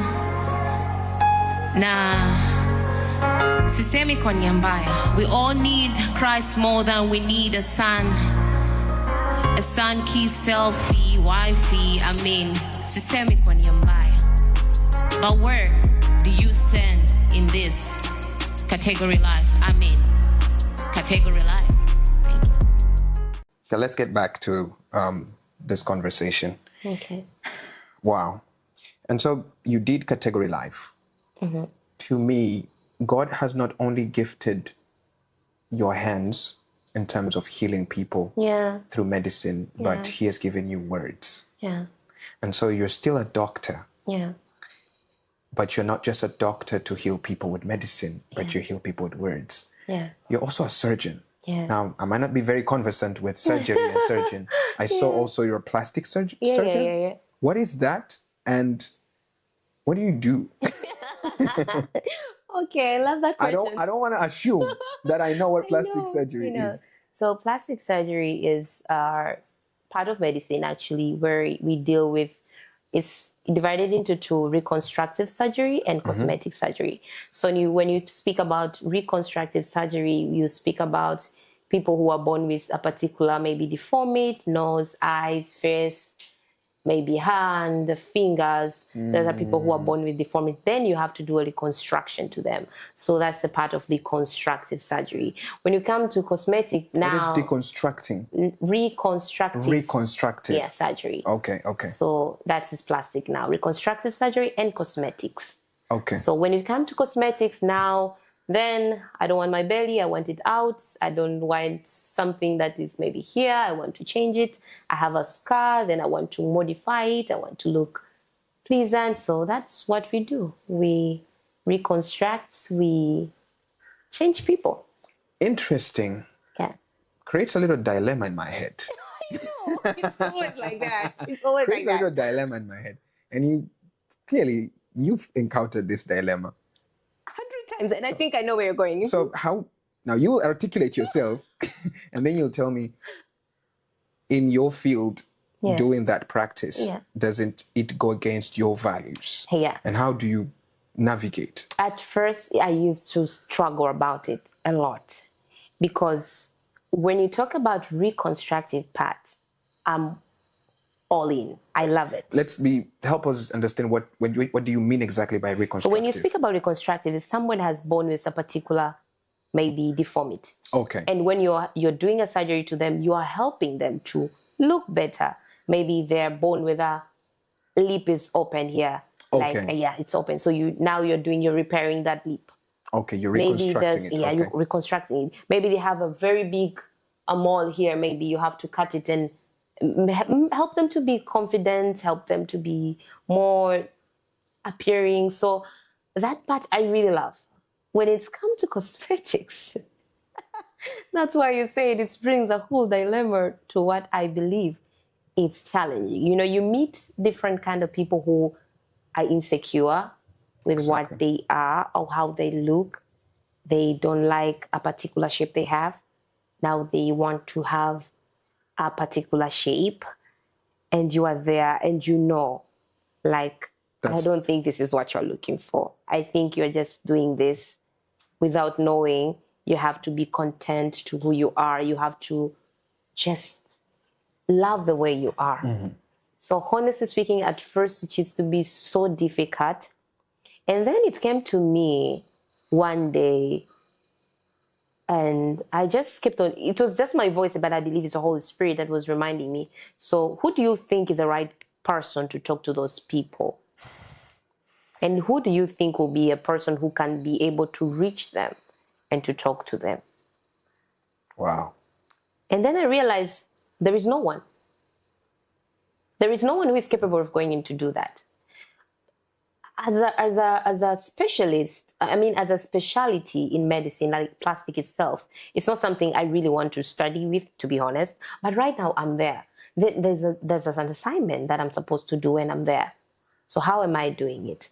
I'm not saying that I'm going and begging my patient like, no, you should not do this, because now the hospital is going to tell me now you are taking our clients. You're taking your funds. But you're making us bankrupt. I really try my best to do, every person that I'm encounter, I try to ask them, why are they doing it?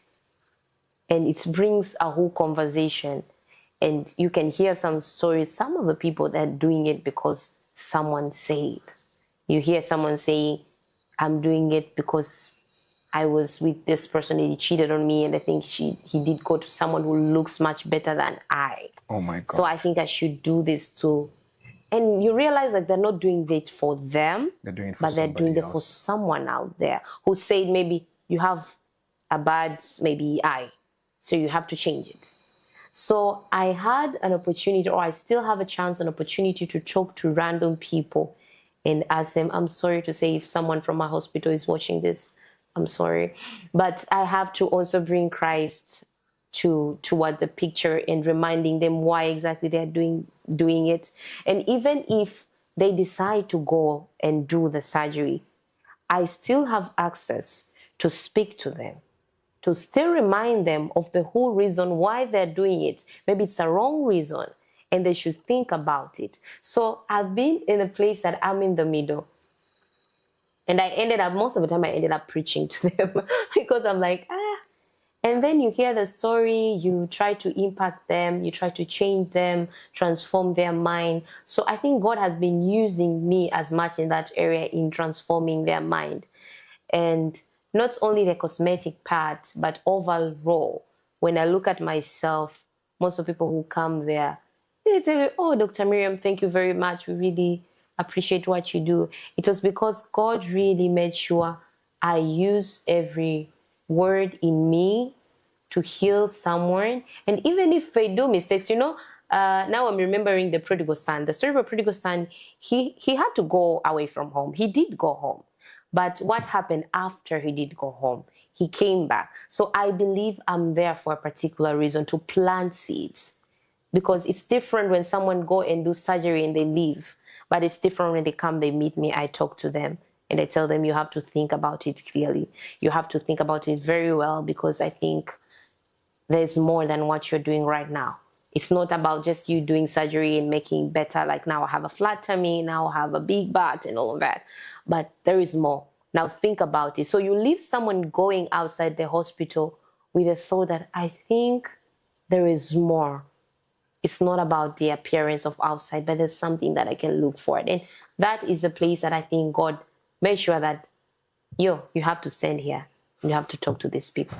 Your story is a story from turning pain into purpose. Yeah. It's a story of coming out from a ditch. Yeah. to also help other people, lift them up from the ditch.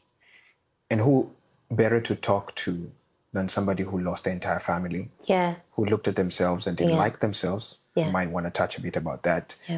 And who has gone through ups and downs, probably heartbreaks and relationships, friendships that, they've gone sideways. And now meeting somebody who has gone through that path in the surgery room, I believe that's what it's called. And they're looking at you and you can almost see yourself 5, 6, 7, 8 years ago. And now you give them the gift of the healing that you got, hoping that they will see it in the right light. But even if they don't, the prodigal son, hoping that they will come back home. This is beautiful. And so there is something that most of people face. I would say a lot of people face. Your entire story was a story of trying to ground yourself in the right identity, even when the ground was shaken with tragedies and circumstances and situations, unexpected. You did not have control over some of these things, if not most of these things. But you learned how to go to God and stay there and find your identity.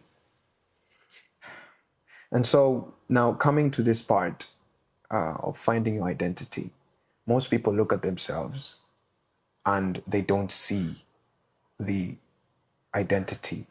One of the places you quoted, I'm quoting you, which is actually you quoting the Bible, fearfully and wonderfully made. You came to that point where you could look at yourself in the mirror. There's a specific post, I look at it, and you were wearing a pink dress and you had was it like a purple scarlet? I don't remember. And then you were spinning. Very joyful, joyous moment.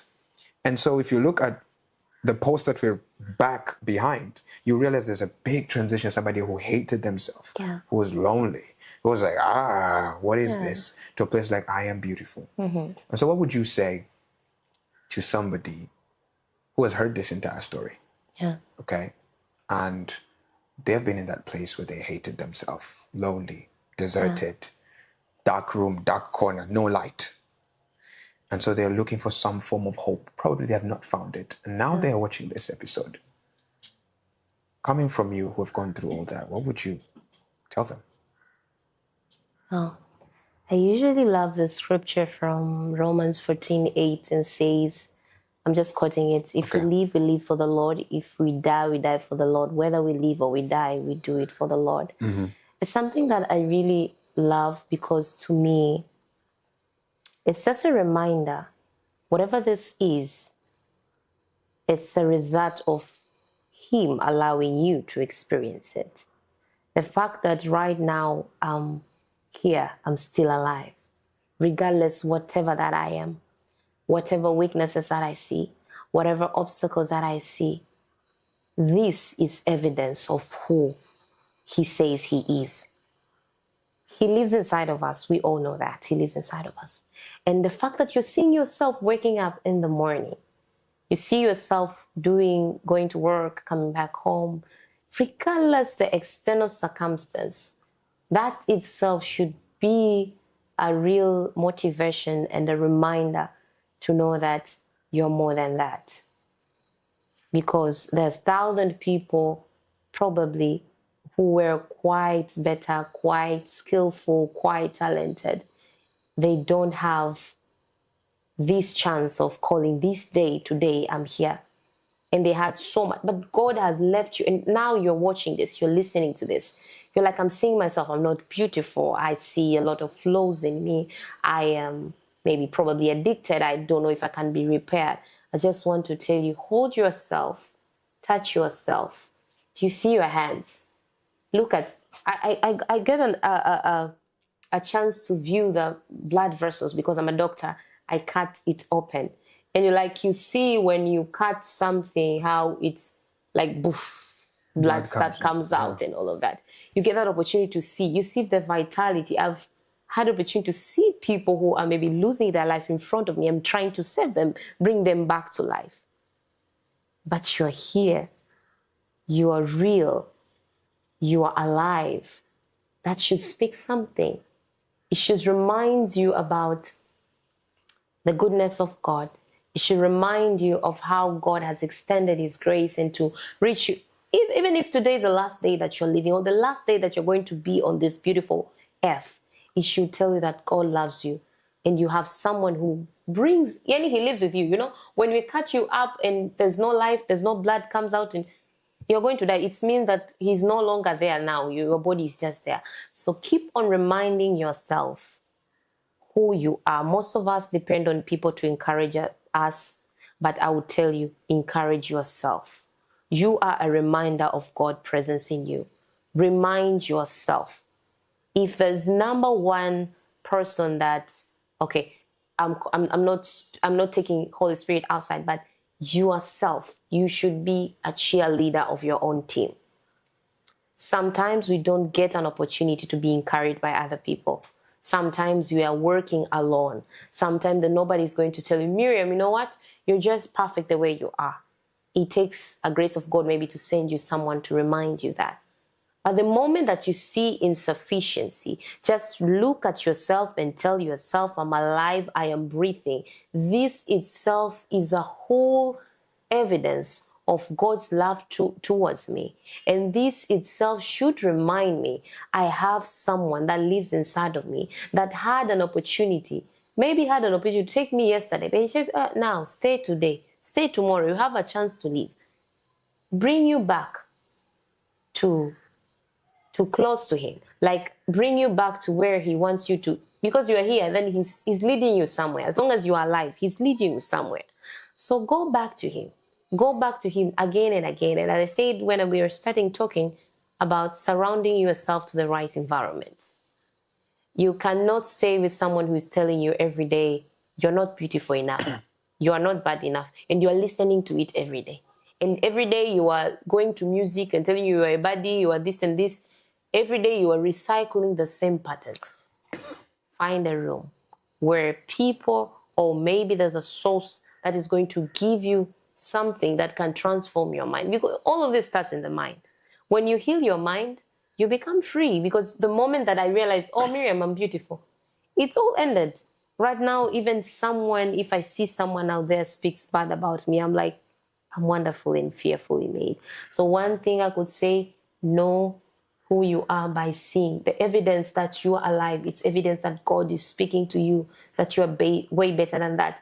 Another thing that you can do, sit on the right source, have right people, right friends, right friends. Listen to something great.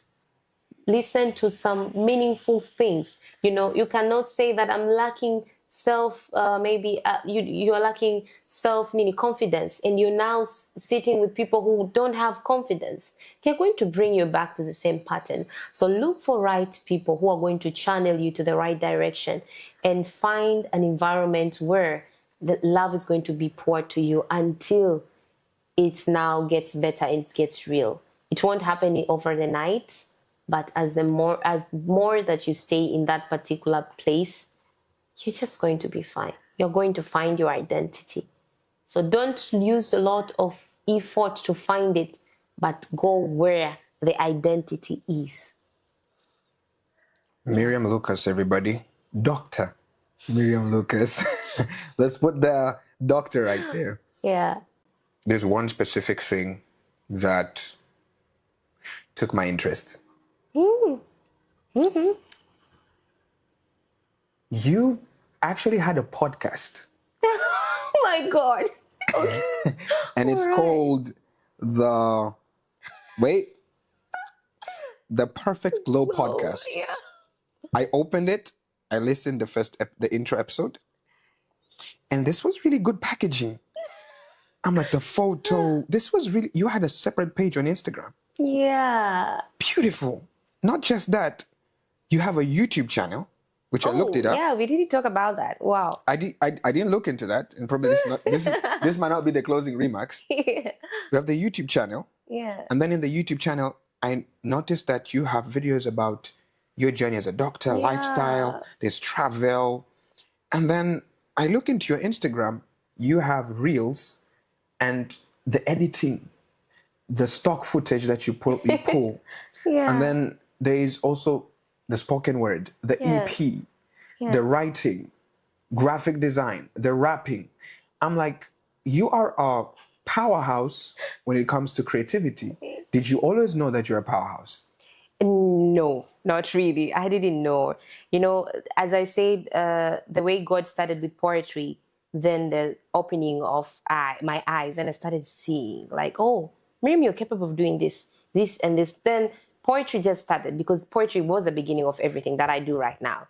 It started as poetry, and then I realized, oh, Miriam, you're good at editing. You can learn editing and really do a little bit of. I'm not a pro, but yeah. I'm But seeing your edits. I'm like, this person's doing her own edits. She's doing the Yeah. spoken word. She's doing the edits.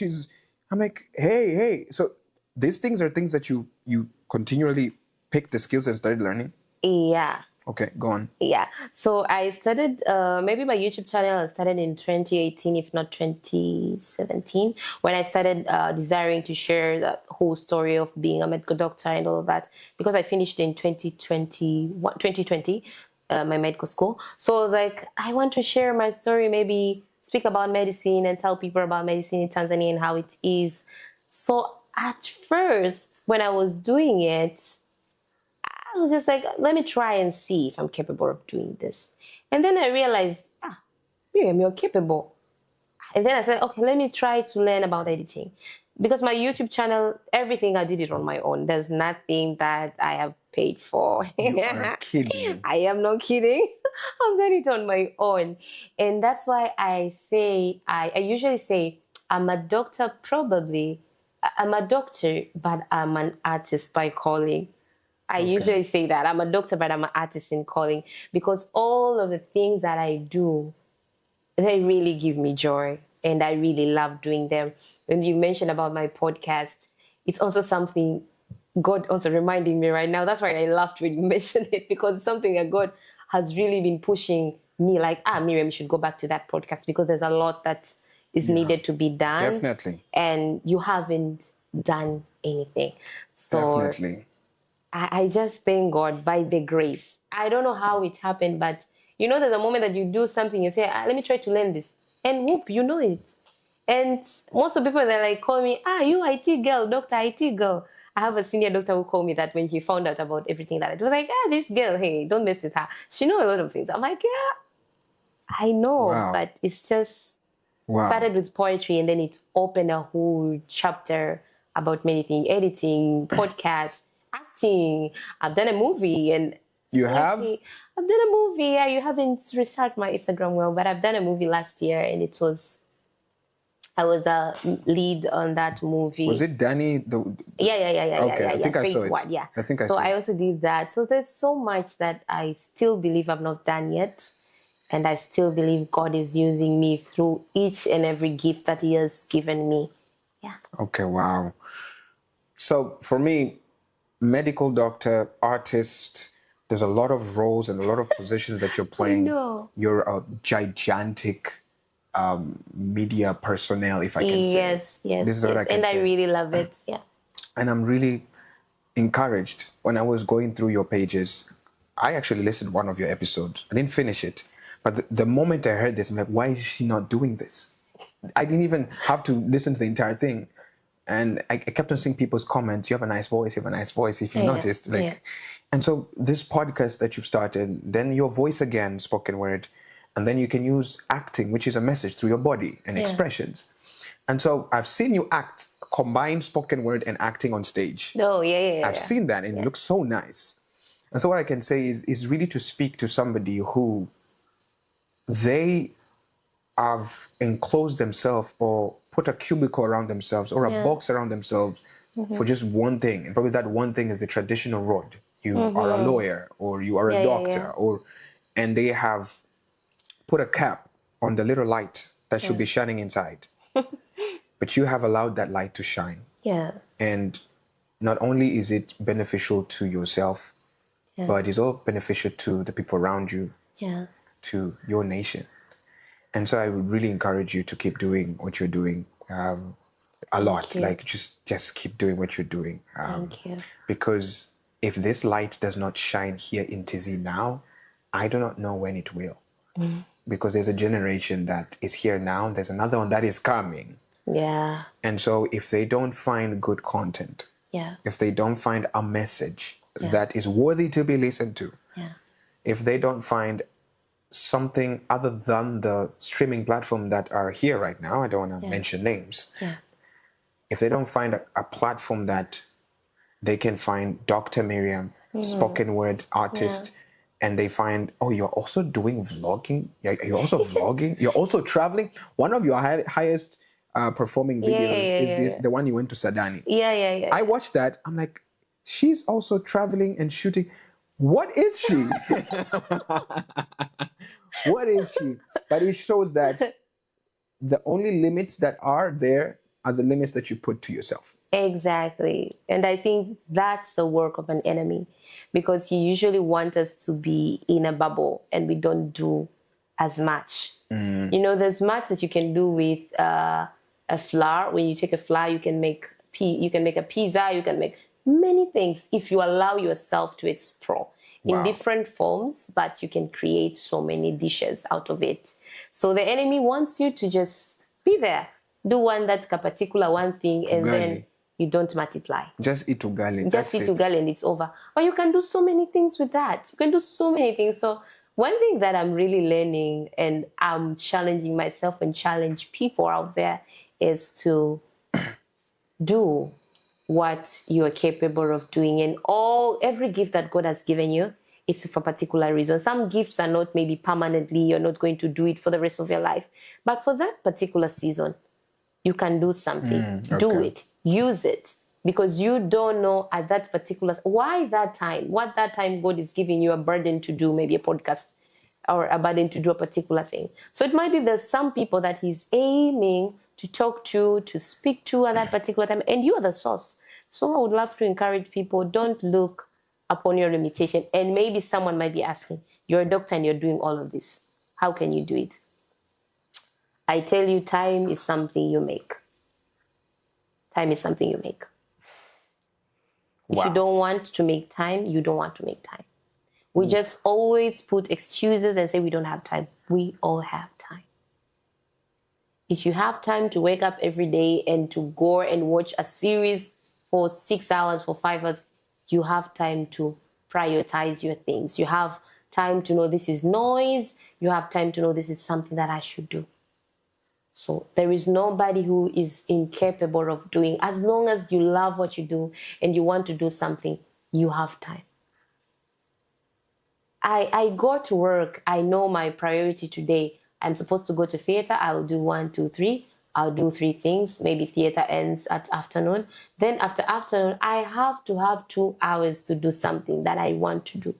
So I make time. It's just in our mind telling ourselves, we don't have time. We have time. As long as you love it, you'll find time, you'll make time, and you will do it. So let nothing stop you from doing what you're called to do or what you desire to do. If there's something that you want to do out there, you're capable of doing it. It's just up to you. And tell God, this is what I want. And voila, He will help you. That's for me. That's for me. So Dr. Miriam Lucas, thank you so much. You have an EP, which you've released after 5 years. I know, right? Yes, but eventually it's here. Yeah. And it's called Alpha. We're talking about how well designed the cover is. Oh. Because most people don't do EPs. Yeah, in terms of poetry. Here to Z. Yeah, no, yeah, you would rarely find. I know there are Yeah. others, but you would rarely find. There might be even not more than 10 maybe. Let alone find it. You distribute it in all platforms. Yeah. And to be honest, I re-listened to Category Life, and I kept on wanting to take the lyrics and then add it into an AI to make it a rap. Because that was a rap. Yeah. It was a rap. And I'm excited for you. For those who want to listen to the EP, Alpha, it's out. It's on all platforms. So there'll be a link in the description. Yeah. And so go right ahead in the description. You'll find, or a comment that will be pinned. You find a link to Alpha, the EP. Go listen to everything. Good stuff. And then if you want to follow her, which is basically on Instagram. Yeah, on Instagram. It's Mimi what? Poetry. Mimi _poetry. Poetry. So every link and every links and all their social media handles, they'll be in the description. You just need to scroll. They might be under there somewhere. So other than that, is there any last thing you want to share, or something coming up, or what you're excited about? I don't have much. Maybe one thing I could say is, for anyone who is really in a dark place, it gets better every day as long as you trust God and you're with the right person. So if you're with the right person at this particular time, just know you reach to the destination that you're supposed to go. The only problem that you have right now might be you're just going around and going around. It's because you're not with the right person to lead you to the right direction. So find the right person. And this person I'm talking about is God, by the way. Be in an environment that you surround your life to Him. If it's someone that you should revolve around, then it's Him. And He will lead you to the right direction. And lo and behold, maybe next time you're going to be sitting here and telling us your story. Wow. Yeah, and lastly, I'm thankful. Thank you very much for having me.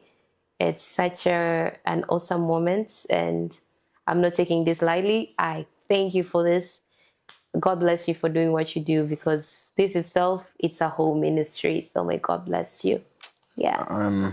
I'm grateful for the opportunity to do this. And so this has been a great episode, and we're looking forward to the next episode. So subscribe to the channel, leave a comment. We'd like to hear from you, what you think about the story. Do you relate?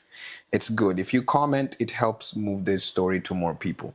If you like, even better. If you subscribe, then confetti for you. Thank you so much for being with us. It was Dr. Miriam Lucas and your host, Kevin Matili. This is Thrive 365 podcast, and see you in the next episode.